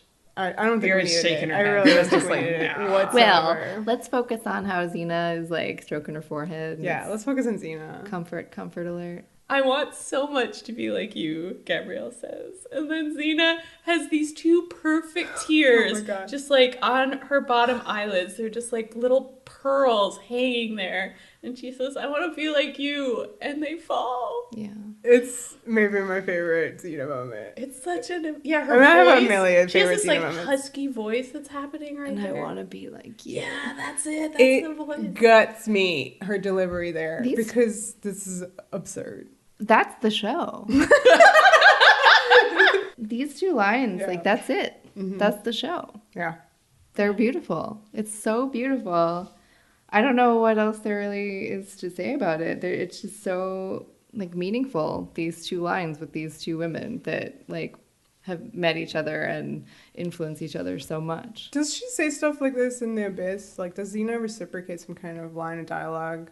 that Gabrielle never hears? It's way later. Okay, Like, so she does. That's all. you're the one who doesn't like me to talk about I don't like the Spoilers, spoilers, Vera. but my point being it's about that, hope. Okay. Yeah. Okay. Let's put a pin in that. Yeah. I'm like, I don't know how to approach that. That's not what I was expecting. My point being that she says a lot of stuff when Gabrielle is delirious and can't quite hear her, and that's really interesting. Kind of like hurt comfort. It's a way of being honest in a moment where you feel like your honesty is allowed. Yeah. You can be vulnerable. The other person's too far gone to hear you. And it's just it's like a confession almost. I know you can hear it in the confession, but it's something she's doesn't She normally can get it say. out Yeah, because she can get it out because Gabrielle's not quite there right now. Yeah. It's so meaningful to me that they're having this exchange kind of after all of the talk about putting people on pedestals. They've both fallen off those pedestals for each other. And in this moment, maybe they're moving beyond pedestals. They want to be like each other, and it's not in an idealized way. It's they actually see each other for who they are, and they want to be that. Good point. So I think that's really, really moving. It's a new step in their relationship. Yeah. Oh, help. Oh. Do you need more shots? Yes. Pass out. Cry about it. So next, all of a sudden everything's a little weird. The filmmaking is a little strange. Yeah, we're suddenly in the, what did you guys say, the zombie movie? Evil Dead cabin. Whatever, Evil Dead cabin. Whatever that movie is that these guys made. Yeah. Also zombies. The next day, and it's sunny through the beams, the beams of light. They get so much mileage out of those beams through the slits in the wood. Yeah. And the army attacks. Oh my god. A dude flies down from the roof. Mm-hmm. Xena cuts a guy with the shotgun. Yeah, she first. does. She kills a dude. It's scary. Yeah. And they use a lot of slow motion, I think, to highlight that these things are happening and also to be scary. Yeah. So the guy who flies to the roof kind of just slits Xena's throat. Yep. And she's dead. Yep. What? It's a dream. Scary. It's a It scary is a scary dream. dream. Yeah. It's a nightmare. It's very bad. Oh, and there are those horrible bagpipe noises over it. Oh, it is. It does have an yeah. interesting soundtrack. It's a lot of wooden instruments, a lot of pipes and weird little flutes going crazy. It sounds... You think it's bagpipes? Well, it's just Maybe just pipes. I think it's There's Joe no DeLuca. bag attached. I think he's on a keyboard going nuts. Yeah, it might be. But it has that quality to me. Well, I Yeah. mentioned that I'm really into Outlander right now. You're She like, hears am I bagpipes. watching Outlander right now? It has that kind of a fatalistic last stand quality in my head. Yeah, that to sounds me. right. Which Yeah. I mean is what's interesting about this is you're like, oh no, what a terrible dream. But then 10 minutes later, it basically happens all over again. Exactly. It has the exact same quality of Yeah. last stand, the end. Yeah. But Gabrielle pops up from her nightmare and it's fine because it was just a dream. It's just a dream. It's nighttime still. Yeah, She's it's still nighttime. dying. Yeah. Yes. Still look good though. and Gotta always look sweaty good. Pretty good. Xena is asleep next to her. Mm-hmm. And it's a really great scene. This is a so fucking beautiful moment. It is. Yeah. I love that it's silent. I love that there's nothing Oh my there, god. but that little gesture of tenderness. Yeah. So it's shot in an interesting way where the camera is in front of Xena, so you can see both of them. Xena is turned away; she's the little spoon, and That's Xena's the she's the little little spoon in this spoon. scenario. Yes. Wow. You would think she wouldn't be here No. for sure, but she is. I have What a selfish seen- bitch. I have seen people on the internet. People is probably a strong word. I probably read a post somewhere A person on the internet. that complained just about the fact that Xena fell asleep at all. Oh my god, she's derelict in her duty. Xena has I to was face like, a fucking army. She has to rest. Yeah. Yeah, it's very strategic. Like that she wouldn't fall asleep with all this stuff happening or It's a Gabrielle power nap. dying and It's 10 minutes. really She needs it. to do it. Yeah, It's she really important. needs- And then you don't get this moment otherwise. Yeah. What's going through Gabrielle's head as she touches Xena's hair? Well, she's thinking this is her last night on Earth, basically, right? I feel like I have let Renee O'Connor's comment on the scene kind of override all my thoughts on it, because I always tried to like find like, what is it like so deep, like, and I think her quote was just that Gabrielle thinks she's going to die and she's thinking about how beautiful Xena is. Yeah. And I just loved that so much. I just think that is it's so lovely. It also seems important to me, you know, Gabrielle has just had this dream where Xena died. Mm-hmm. So reaching out and touching Xena is reassuring. It's Xena's alive and right here next to me. And warm and beautiful. I mean, yes, but I like what Renee said. No, I love what Renee said, because what I think we were doing our binge watch with you guys, and I was reading up on this stuff while we sort of watched The Greater Good. And in The Greater Good, as she came back from doing her heroics and sees Xena has died, what does she do? She does exactly the same thing. She touches her hair. Yes. And that's what made it so brilliant. I was like, this is like a continuous acting choice, and it's maybe my favorite Gabrielle moment. Lucy's hair is very soft. I mean, I know. Touchable. Probably smells so good. But yeah, it's a wonderful, just simple moment. And you love these quiet moments I mean, it's not like this has been action-packed up till now, but in the midst of fighting and stuff, you like when shows can take the time to just be quiet. Yeah, it's a big character moment. It also seems important to say just outright, it is so gay. I mean, it's so this gay. episode. Like, how do you look at this and be like, girl buds? It's just, they are in she love goes, with each you're other. my best friend. She does. She does do that. But, you know, they're sharing a bed together. They're sweaty. Yeah. And they're touching each other. Yeah. She's poison, covered in poultices. I don't know how sexy it is. I think it's very Again, sexy. that's just why I threw sensual. the coin in the jar. It's sensual. Yeah. Okay, we'll allow Sensual that. is an Yeah, interesting sensual. Yeah, there's a lot of senses. Namely, the Touch. sexy sense. Smell. But yeah, this is Yeah. beyond. I don't know how you watch the show and look at a moment like this and look at everything that's going on in this and like think that these are just two buds. They're just gal pals like traveling around. How did anybody do that is beyond me. And then whenever I go back and look at fandom and like try and remind myself that like this was a huge fandom that did have like half of it just was like, nah. It's boggling to me. Yeah. It boggles my mind. Boggling. And I mean, I find it just so incredibly romantic when you have desire that can only be expressed through near-death experiences and hair touching in the middle of the night when everybody is exhausted and about to die. Like, that to me is romance. Like, I think if they started like making out or something, it wouldn't have affected me as powerfully. Well, this is a huge That's topic why with this show. the hair touching and her thought process in that moment is so romantic, in my opinion. Yeah. Oh, we're doing a mini-sode about this stuff, so don't worry about it. Anyway. Okay. Now it is morning again.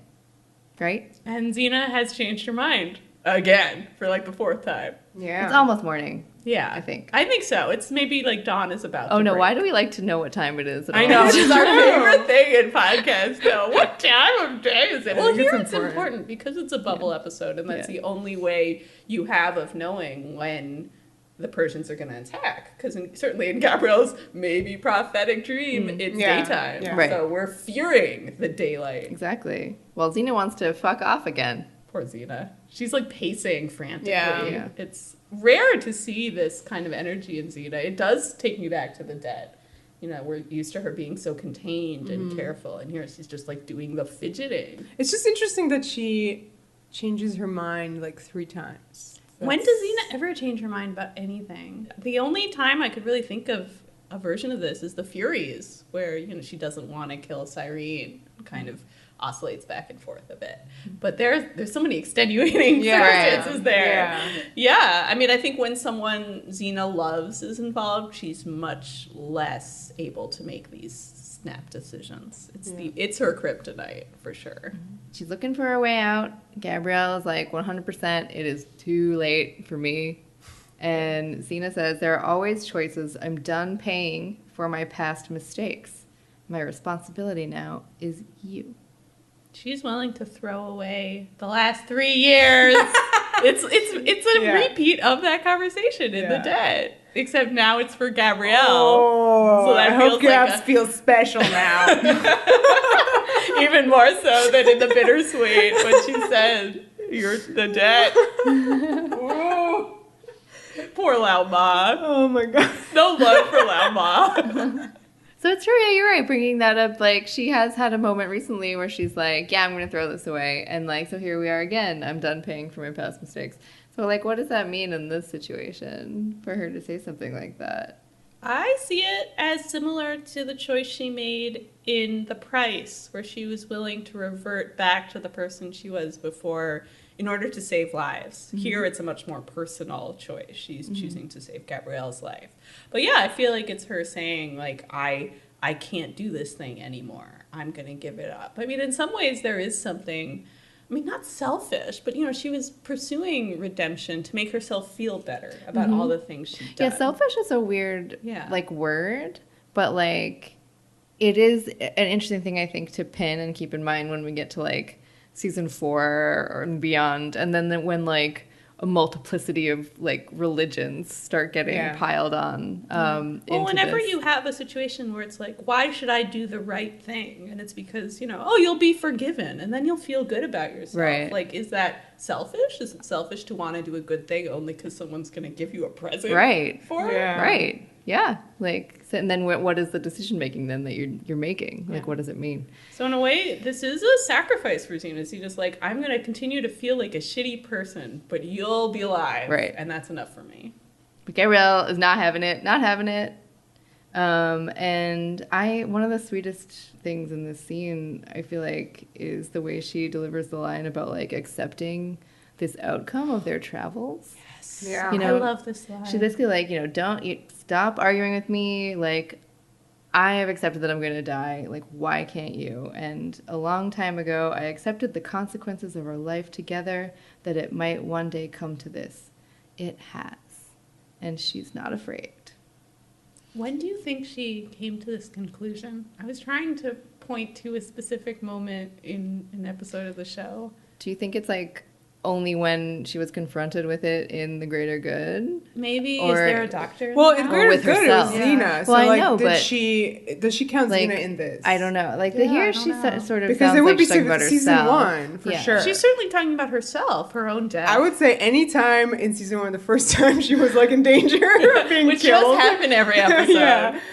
But for sure, I think it was Doctor. Yeah. That seemed like a big It might have moment. started thinking about what could happen to both of them, but certainly for her talking about herself here, like having gone through it already, she would certainly have to accept it.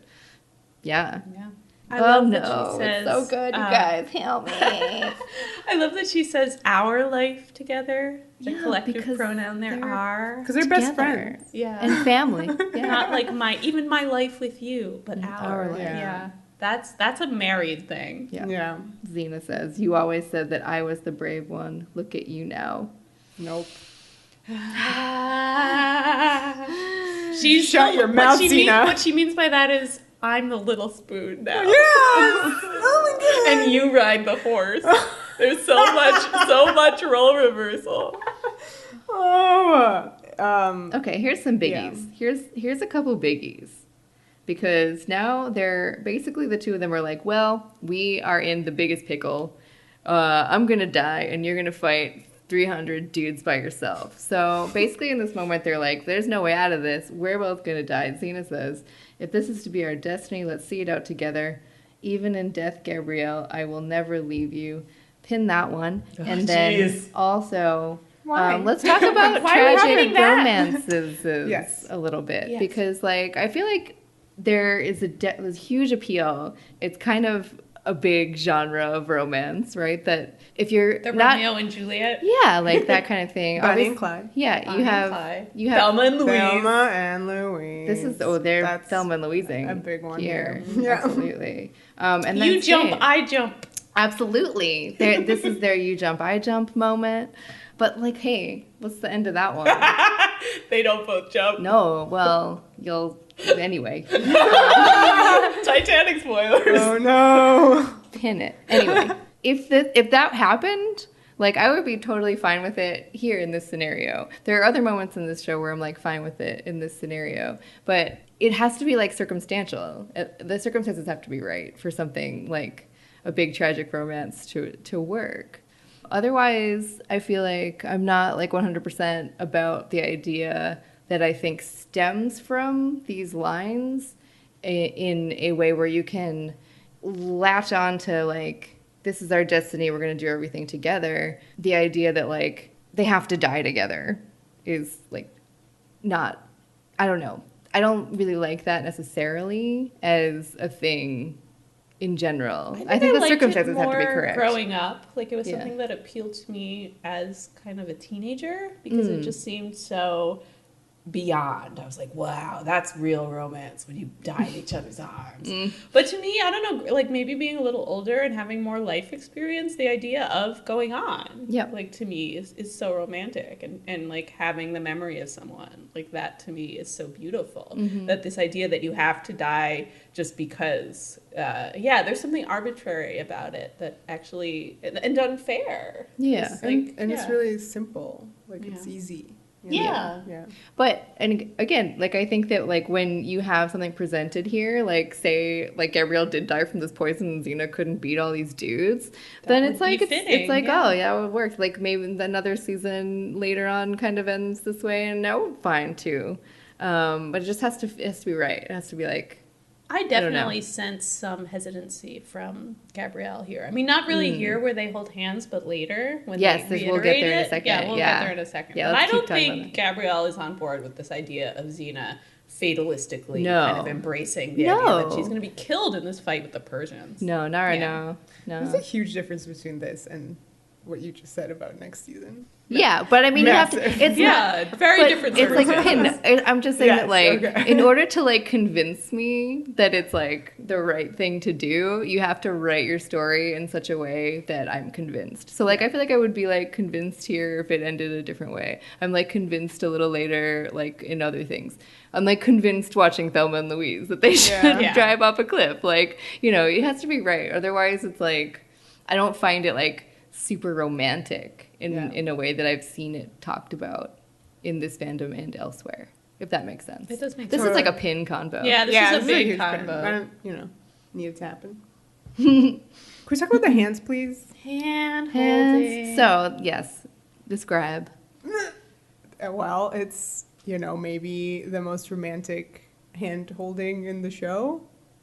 Because it's, what is it, a the fingers are laced together. Laced fingers, not just hand on top of hand. Right, from Giant Killer. Yes, my babe, duh!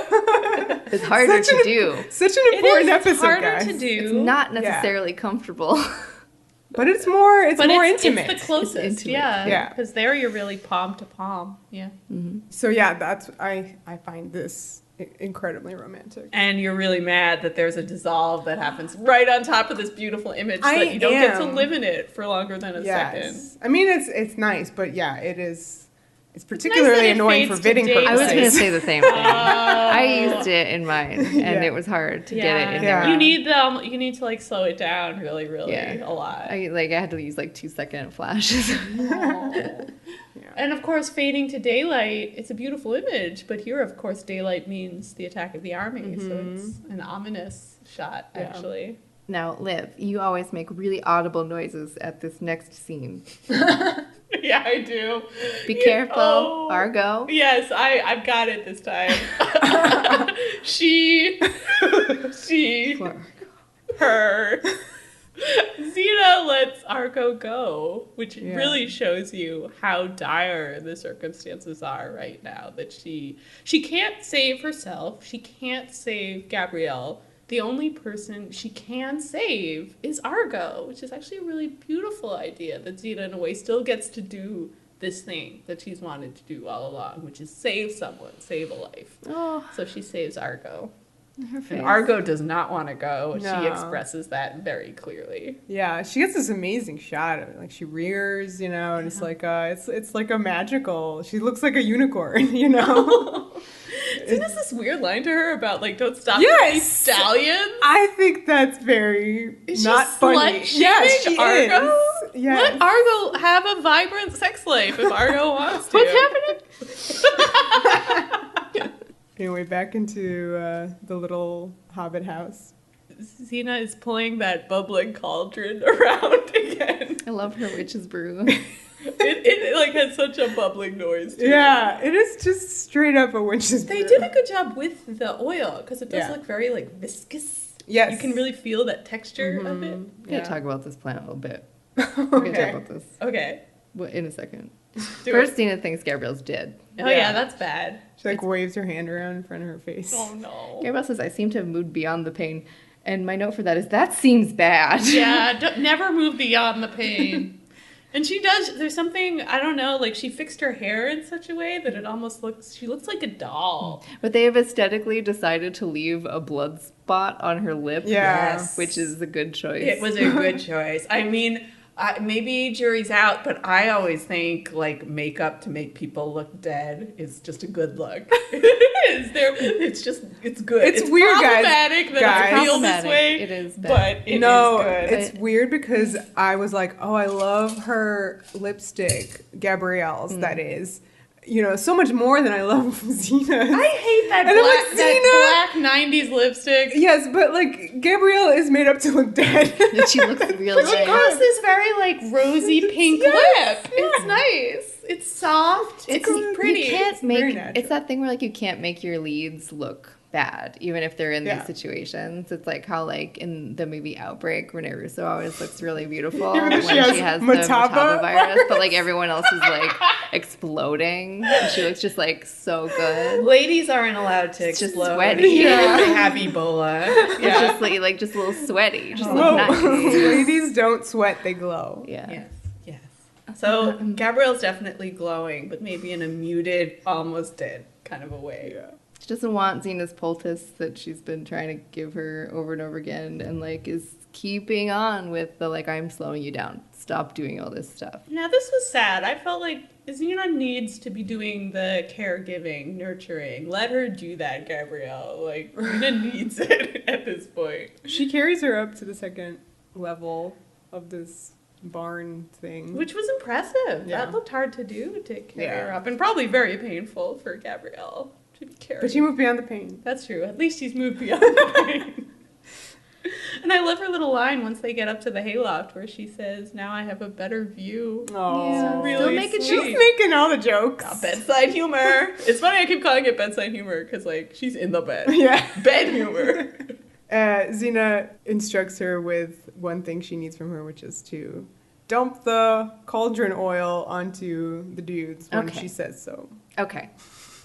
Okay. Yep. So, number one, let's say, okay, fine, it's fine. She wants her to do this. Yeah. She puts her like 100 feet away Can you please from the crawl? cauldron. Yeah. And then it's like, when I say, Yeah. or when they come and you see them, just push it. And I'm like, she can't move. You Yeah. want her to crawl 100 feet She should over have put her this right thing. next to And also, it. Xena has just spent the entire night rigging up these Home Alone death traps. Why couldn't she have just come up with some little like button you push that like tips it over? Yeah. Well, I think that she wanted, like, she thinks that with Gabrielle having this one important task, like, it'll keep her going. You a know, little bit that's longer. actually a great really thought. important. Yeah. Keep her in the game. Mhm. Make her feel involved. She Yeah. feels like a burden. She Yeah. keeps saying that Absolutely. even now. Yeah, no, that's a great thought. Like, it absolutely makes her be not a burden and part of the fight.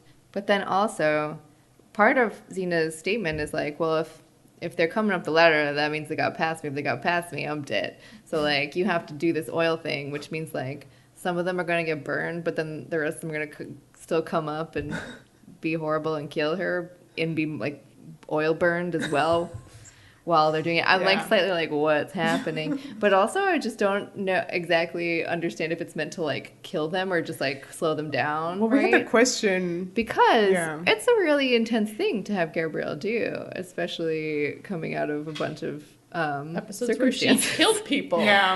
And that was a hard thing for her to deal with. Yeah. The realities of killing people. Yeah, so pretty intense. It's an intense request. Gabrielle, please dump this burning hot oil on some dudes, Yeah. even though they're soldiers. They're baddies. Yeah, they're just in the Persian army.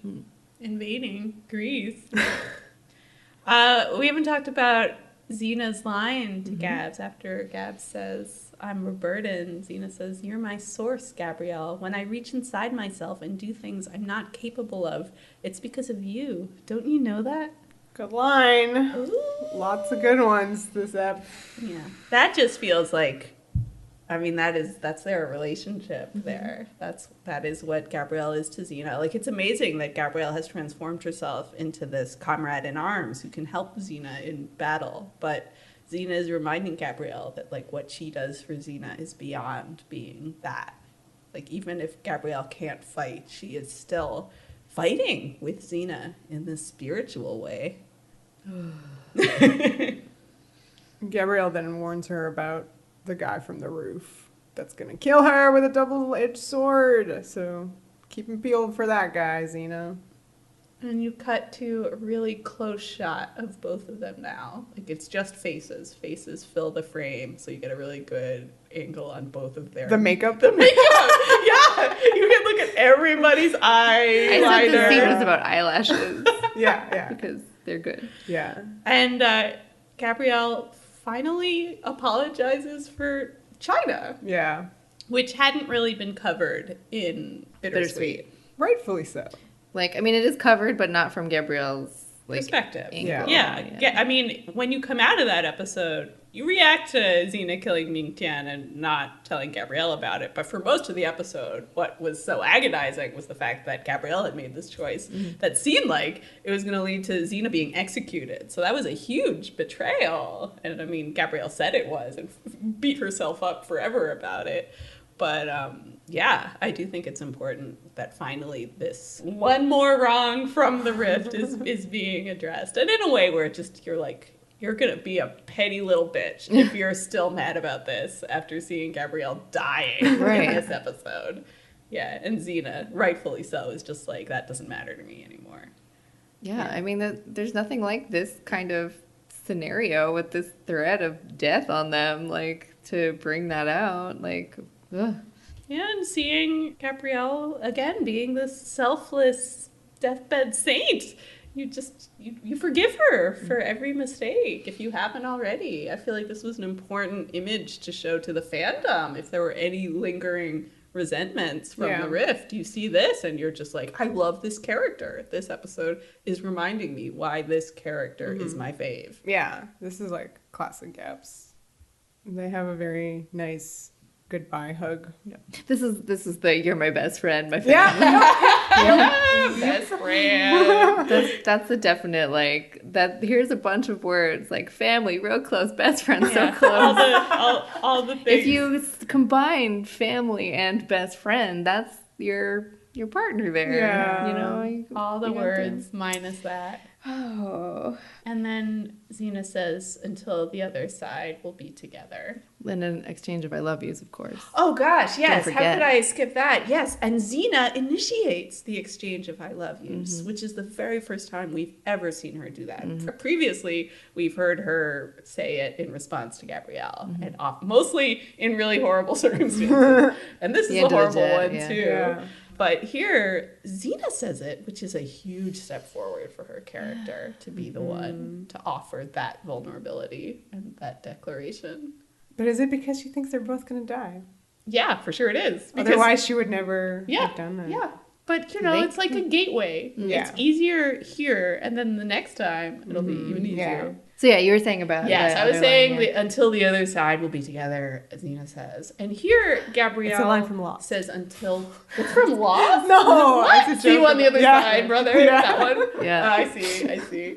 But Gabrielle echoes the line, saying until then. And it's in a way that feels not on board. No, I love and I would like to know how it was punctuated in this actual script, because she says it like a question. The inflection on it is a question, which, yes, like, I don't think that she's, like, on the page Yeah, I mean, she's willing to say it because she knows it's what Xena needs to hear to go out and face these guys. Yeah. But yeah, it's not an agree. Yeah, she's not agreeing here. It's like in the same way that Xena never agreed to save herself. I feel like Gabrielle is carefully not agreeing to Xena's terms either. Yeah, this one against an army thing. The two of them are actually never quite on board. It's true. With the plan. I think because they're really beautiful lines, and if it's written in the script, until then, or is it written with the question mark, or was that a acting choice on Renee's part to have it be this kind of ambiguous, questiony inflection on it?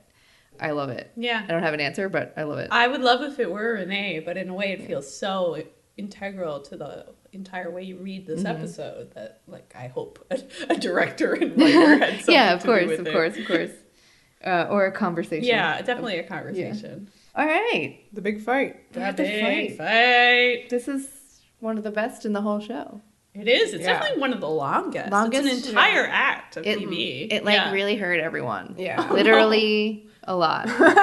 And you feel that expenditure of effort in the performances. You feel how just done with it Lucy is. She's just oh God, more guys to fight. Well, you know fights are her fave. Oh, poor Lucy. And someone fell on Renee's other foot. Yeah. Oh, no. The not fake hurt one, the other one, and hurt it somehow. Wow. Yeah. Life imitates art. Right. But it was the wrong one. Yep. The other one actually got hurt. And I think a stunty broke their leg. Yeah, it's a guy who falls through the roof. Yeah. Then, was it the guy that but then foot? and then later whatever he did the same stunt and broke his leg, and then Lucy had a weird knee from her. It's kind of fallout. Working of her on the show is accident. clearly physically punishing. Yeah. I'm sure they took all the safety precautions, but it's that unsustainable. happens. I can't stand up for more than 30 minutes. I don't know anybody that's fighting. Yeah. So it's 50 stunties. 50? Yeah. That's a lot. It's crazy. Yeah, that's probably all the stunties in the, stunty union in New Zealand. Yeah. So, we get the gallopy horse leg montage to remind you that these are the best riders. Not that really helps them here. But they're riding up. Xena opens the bunker doors, which I thought was such a fun moment that she goes and looks at them and is sort of hi, boys. She kind of did this move in Comedy of Errors. That's right, when they're all shut up in the temple. She did the same thing. She opened the doors up, I forget if she said anything, and then they started shooting arrows, and she closed the doors real fast. Yes, do you think it's to psych out your enemy? I'm not afraid of you. Yeah. Well, certainly with her war cry. Right, she does her war cry, which does seem to affect them. Yeah. So this sequence starts with a really cool shot of Xena standing. Oh, yes. And I love how, I know you don't like Vera, that it's all connected to Gabrielle's prophecy dream, but it is, you have these moments that harken back to that weird dream state. You see all the wooden beams rattling. The windows cabin, rattling. the deadites trying to come in the cabin. Yeah, so you're immediately oh no, thrown back into this thing where you're expecting. I mean, I don't think anyone is expecting Xena to get killed, but you're oh shit, her prophecy stuff is going to come true. All of this has happened before, and all of it will happen again. Because it's visually the same. But it starts with this shot of her standing, which is in the dream, but here it is part of a really cool Vertigo shot, which is coined from the movie Vertigo. Alfred Hitchcock. So yeah, the Vertigo shot, here's how it works. You have your camera on a dolly, and you either push in on the dolly or you pull out on the dolly and do the opposite on your lens. So if you're pulling the camera backwards physically, you zoom in. And if you're pushing the camera in, you zoom out.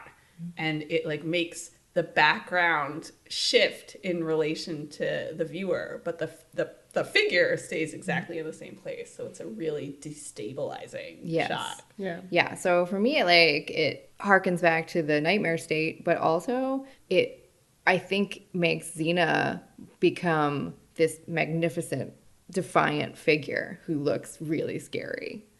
I love that shot of her. You just I don't want to go up against this person.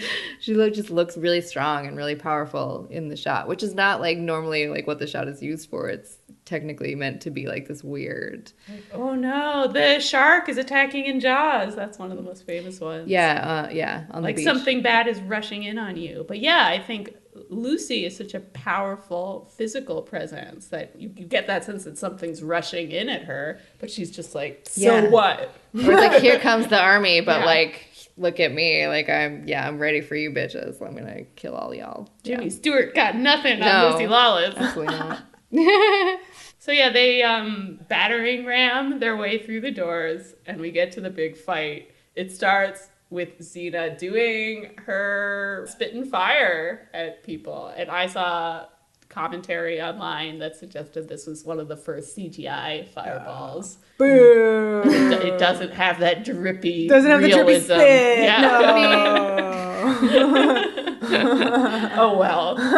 It It still looked looks good. cool. It looked real. Like And it's really funny because a guy gets hit and he's on fire, and then a guy tries to put out the fire and like his arms catch on fire. yeah, that was a great that little was detail. really funny. Yeah. Oh yeah, I mean, I do love her doing that fire spitting, but I also Yeah. am like on board with the like, Protect don't it do now, that. Lucy. No, Yeah. Lucy can do it. She's gonna do it again. Yeah, thankfully. Yeah, It's just- obviously, we're in the yeah. One Against an Army. The actual episode title, literally a trope of one badass going up against a bajillion people. Yeah, it's a little Matrixy, like all the Agent Smiths. You're talking about the bad Matrix. Yeah, sorry. They don't exist, but it reminds me of them. So yeah, of course, all of these things we're seeing are like straight out of Gabrielle's dream, and we keep cutting to Gabrielle watching, Yeah. which obviously is such a staple of the show. Watching Gabrielle watch Xena, and this is, I think, one of the most beautiful versions of that, but also one of the scariest because she's watching, being like, "This is exactly like my dream. Holy It's shit!" terrifying. Yeah. And a guy comes through the roof. Xena cuts a guy's throat with the chakram, but then rather than get her own throat cut, she like breaks out her morning star thing and like hooks it on the ceiling and like pulls herself up, so she's like hanging above the fray and kicking people. I mean, she releases all the Home Alone traps first. Yeah, there's a bunch There's that like go a bunch, off. you know, there's like a thing that goes on the windows, stabs a bunch of dudes trying to get in through the windows. Marbles on the floor. No, that's not. Might as well have been. Yeah, there may as well have been, yeah. Just like all sorts of stuff. And yeah, she actually flips over that guy. Who wanted the to- Morning Star she uses against the Yeah. guys. Like she goes full blast around, gets rid of a bunch of dudes with that, and then it kind of like flies up by accident, and she climbs up on that. And as she's on that, they're all like circling around, kind of beneath her, like zombies. And that's when she's like, Gabrielle, release the cauldron, go for it. And Gabrielle is like, okay, on it. And from like 10 feet away in her bed, she literally like removes the blanket slowly. I don't know why she wasn't like the whole time trying to get. so soon. She should have been like getting herself in Xena position. made it seem like the last line of defense, whereas what actually happened is like 5 seconds into the fight, Xena's like, all right, I'm cool, let's It's do an it." improv. Yeah. She had them all in like one little clump, Yeah. and that's what she's like, do it now. And like Xena is all about the improv, and that's why Yeah. this fight is so satisfying. Because after all her indecision, like here she's in her element, she's living in the moment, and she's doing a great job. Like Yeah. she's avoiding all the dangers that Gabrielle foresaw. So Gabrielle did release the cauldron on top of these dudes. They all got burned with oil, and that's where we were like, how many of them died from their burns? How many didn't? It's intense. Yeah. Meanwhile, Xena goes up to the roof, and then there's this really cool fight on the roof with a whole bunch of guys, and you see, like, in a wide shot, like, more guys climbing onto the Yeah. roof. It reminded me a little bit of, like, Helm's Deep from Lord of the Rings, where you really had the sense spatially of where everybody is in the fight and how many dudes are there. Yeah, it's this huge multi-level fight. Yeah. It's crazy. Also, the most important part of this is that Xena gets her arm slashed real bad, and I, again, will reiterate realism in the fighting, my It's favorite. great. She looks at it, she's like, what did you just do? Yeah. Oh my god. Yeah. It's good. Kills that guy. And I love then the moment that comes right after that where she looks through the hole in the roof and sees old Dorian Gray there with the knife in the paw there. It actually reminded me a little of Vertigo. It just felt very Hitchcockian. Not Psycho with that. Because he has Vertigo the knife. has all the shots like from the staircase, you Yeah. know, going up to the tower and like looking down and seeing people. That just felt like so Vertigo. I don't have like a specific shot to mention, but I was like, that felt Hitchcockian, guys. Good job. And it's so framed by the hole in the roof. Yeah, and the Like, in this lighting's nice just right way. on him. Yeah, it's a good shot. And he's like, "Mwahaha, I'm gonna kill Gabrielle." God, why is Dorian He's such such a an dick. asshole? Yeah. I think the moral of this episode is don't trust men. Sure. Xena hops back down and fights him off and Yeah. like knocks him off the thing after he says a bunch of shitty lines. Like, I said I'd be back with help. And you're like, oh, lines, kill him. So she fights the guy some more. She unleashes a few more Home Alone booby traps. Yeah, there's like some little darts that come flying out. There's like some bags of something that fall from the ceiling, like sandbags. Yeah. But the guys kind of like gain on her and Uh-huh. they beat her down. And she's, we're worried. Yeah, they connect a few times with her. So she like falls and then falls completely. And you're like, oh shit. She's like covered by the guys. Yeah. And then She hits that old nitrous gas from Fast and the Furious. she gets up with the second wave of energy. Yeah. And the Warrior Princess music plays. Yes, the theme kicks in and she's immediately sweaty. Yeah. Let's talk about this music. Yeah. I would like someone to send me a list of like every time this music appears. Ooh, that would be good. Just because I just want to know when they decided to bring it out because it's very specific. Yeah. I feel like it's some of my favorite music in the whole show. Maybe It's if in not Destiny the. for sure. It's when she goes. That's what I Yeah. associate it with. Full crazy person. That's absolutely Yeah. an association that I think is probably like my first association with it, even though that's not Which is the first crazy time it's because it used. should be Hercules. I know, it's which is first when she's where it's- literally introduced as a warrior princess. I with know. it. And so it's really used often with these moments where she's very scary. Every time you see the credits and it's like her writing in the credits, like that's when it was used on Hercules. Yeah. With the army. Yeah. So I Yeah. mean, it's not redemptive Xena of the show. It's Warlord Xena. That's her anthem. Mm-hmm. Yeah. But you kind of want her to reclaim it, You Yeah. kind of Yeah. want her to reclaim the theme. Absolutely. And she needs it. She Yeah. needs that ferocious power Yeah. to get these guys. Yeah. Yes. Take them out. Take them out. So Vera, there's a couple of like fun, very Xena-esque fighting moments Yeah, in here. Vera, just for you, babe. I close my eyes. They're very like. This is absolutely one of my favorite fights in the whole show. Obviously, because it's super long and super great and has all these things going on. Yeah. The booby traps are like cool. Like not a lot. Yeah. Like they don't We always allow the be booby silly, traps. but there is some like running on heads and some boinging around. The Yeah, fucking the boinging boinging. is I cannot. I It cannot. makes with a boing sound Yeah. with her stab. She No. goes boing, boing, No. boing. Well, and aren't the guys like, whoa, whoa, whoa? It's not great. Anyway, it's like 30 seconds of like Yeah. a 10-minute scene. Yeah. But it's And everything's it's so so Xena, so fast. please, Vera, Yeah. you can No, stuff it. everything else is so amazing that we just don't need the silly Zeta stuff and mixed in No, with that's it. how you Yes, know we she's do. got the upper hand. It's crazy, she's though. making the whooshes and she's enjoying doing the it. boing. And that's Yeah. a fun part of like Yeah. this fight because there are moments where again, like she is enjoying it and you hear it in her voice and you see it in her face. Absolutely. Her wonderfully sweaty face. No, the juxtaposition of like the crazy, because this part is so fast, like the crazy stuff she's boinging around, like immediately goes into a guy like shooting an arrow, her catching it from behind, and then like fighting off And Dorian stabbing in a front of dude him with an arrow. and then stabbing Yeah. him with it. Yeah, I Like, feel like this mixture of like straight up physical brutality and then goofy, fun Yeah. battle hijinks is so Xena. Like that's just this episode embodies that. it just felt exhausting, like you felt the exhaustion happening Yeah. because like even it was the just boinging, you're nonstop. like, oh my god, so much boinging. Is she tired? I know, but it's just so cramped. It's a cramped space. You feel claustrophobic. These guys are nonstop I attacking noticed you. that, like, there's, like, you would expect at this point that the entire floor would be covered with fallen soldiers. Yeah. And it's not. So they're getting up. Each time she Yeah. knocks them down, each time she stabs them, like, Yeah. they're getting up again. Well, some of them she does kill, like maybe two. you never see them. You Well, you they see literally disappear. the guy that she definitely slit a guy's throat. We saw with it the happen, chakra. but he's not there She lying also on the floor. broke a guy's neck, I think. Yeah, the guy who was supposed to kill Yeah. her, she broke his neck. Well, that guy has a job, and he needs to. He's a stunty, and he has work to do, so he has to like He has to get back be another up. guy. Yeah. So she stabs Dorian with the poison, and has a line about how he's gonna Intense die stuff. a lot faster, but with much more pain. Which is such Gabrielle. a little bit of Club Vandersex. Oh!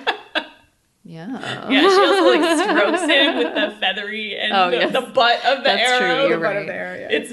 It's very yes, mistress. Oh my god. And then when and then he crawls, she's like, yes, go ahead, crawl. Crawl for his stinking life. Yeah, you just need a cut of that monkey going. Gotta go watch Euro Trip now. I mean, your trip is always relevant. Honestly, I was holding myself back from singing Scotty Doesn't Know because that's the song I sing when you talk about Vertigo, Vertigo, it which is. is from That's it's from Euro That's Trip, full you know. circle. Yes, it's very full circle. Scotty doesn't Yes. know. Scotty doesn't know. Okay. Stuart Scotty. So he happens to carry a flask full of antidote, which makes sense because they have Right. it Yeah. tipped on all their weapons. Accidents happen. Yeah. They need some antidote close Hey, at hand. this is Did lucky. she know this all along? I don't Had think it so. occurred to her? I don't think so. No. I mean, it might have been a thought she had, but like the Well, idea now of like she was getting curious. it. What is he gonna do when he is poisoned? Yeah. There you go. There you go. I don't think she do. Yeah, would No. she have said that line about crawling if she knew that he was crawling towards an antidote? I don't know. Hard to say. I think Xena lives so in the moment that it probably occurs to her in that moment and she's just like, yeah, cool. I knew it would work out in the end. Yeah. So Dorian finds that antidote, and another Persian soldier, is like getting ready to help him with a knife, and he like runs at Xena, and she like twirls Dorian in, and he gets stabbed. And I love that he doesn't even get like a hero shot of him getting stabbed. No. You literally never see his face again, which I thought was so perfect as a choice by the episode to just be like, this guy doesn't matter. Who cares? Yeah, forget his teeth. He was only necessary in that he led Xena to the antidote, and now he's gone. Dispensable. He got his comeuppance. Yeah, he did. Yeah. He absolutely did.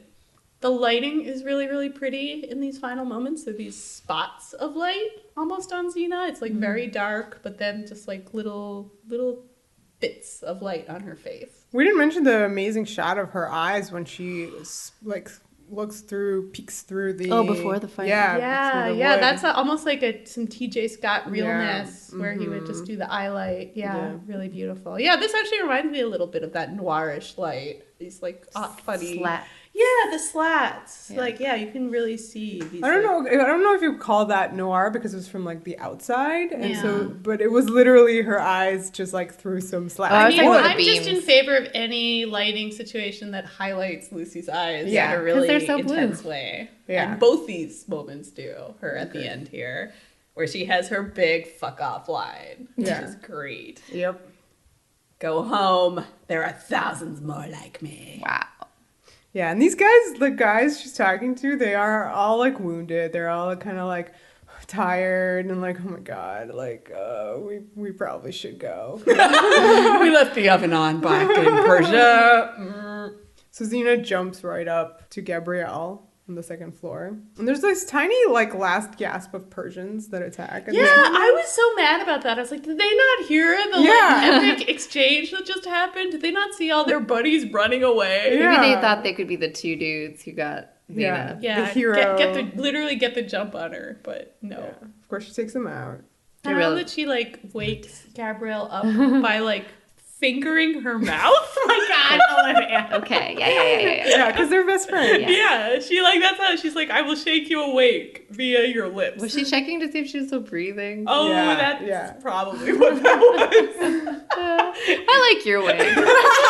It's fine. She's not dead, you guys. You. Yeah. So is this what you mean by fingering her mouth? Because she puts a little bit of the antidote on her she fingers, does. And then fingers. like fingers the mouth. Lubricates it Yeah. with the antidote and then Pours it with the thingy after. Yeah, after Yeah, okay. she first like Gabrielle stirs from the fingering. Yeah. I thought she should have drank more. She than really what should Xena have gave drank her. that She's entire like a thing. teeny sip. Honestly, I'm hoping Xena's gonna like put her to bed and then in a few hours like wake Give her some up more. and give her some more. Maybe okay, gotta let's hope that's parcel it the out. regimen there. Right. I love that Gabrielle wakes up and is like, "Are we dead?" And Xena's like, "No." It's nice.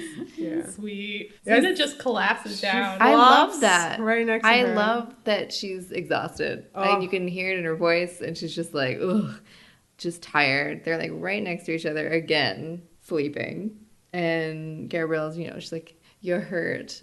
And I love the way she's like, "No, I'm all right." Because she's just clearly not. She's clearly exhausted. Like, But even here, But she is all right. I mean, she is all right, but Scratch, she's literally. I know, That's the but only she's problem with very, her. like- she's very tired. she's been through something. should stretch. exactly. Like, she's not quite. I mean, Get she's some not great. Gatorade. Yeah. Get those electrolytes back. So everybody's sweaty. Everybody's full on Yeah. aesthetic right and now. panting. Because of the Panting, sweating, sharing a bed. They're like Girl shoulder pals. to shoulder.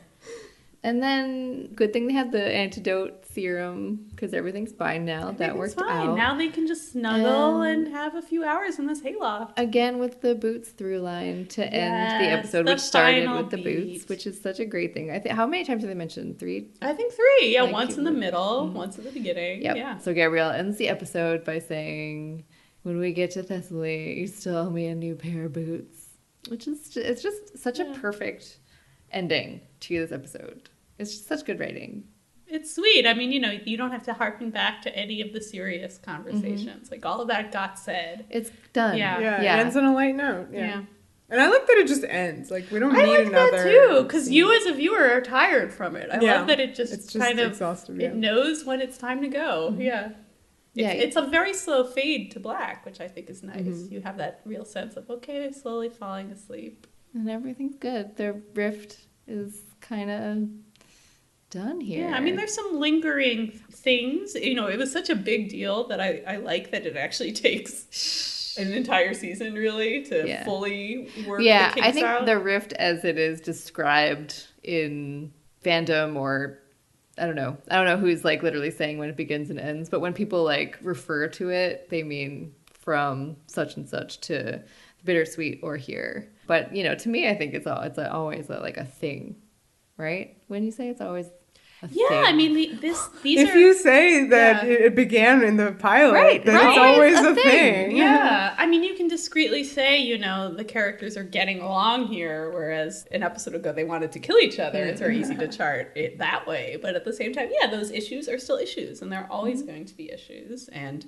the continuity on the show is great, and that the characters don't forget that these things have happened to them. Yeah, like it's great in One Against an Army that China comes up again, and it's still an issue. And I like to think of China as, in its way, standing in for everything. I think it's easier to kind of look at the rift that way. When anybody mentions anything to do with the rift, what they're really talking about is all of it. It's hope, and Solon, and Yeah.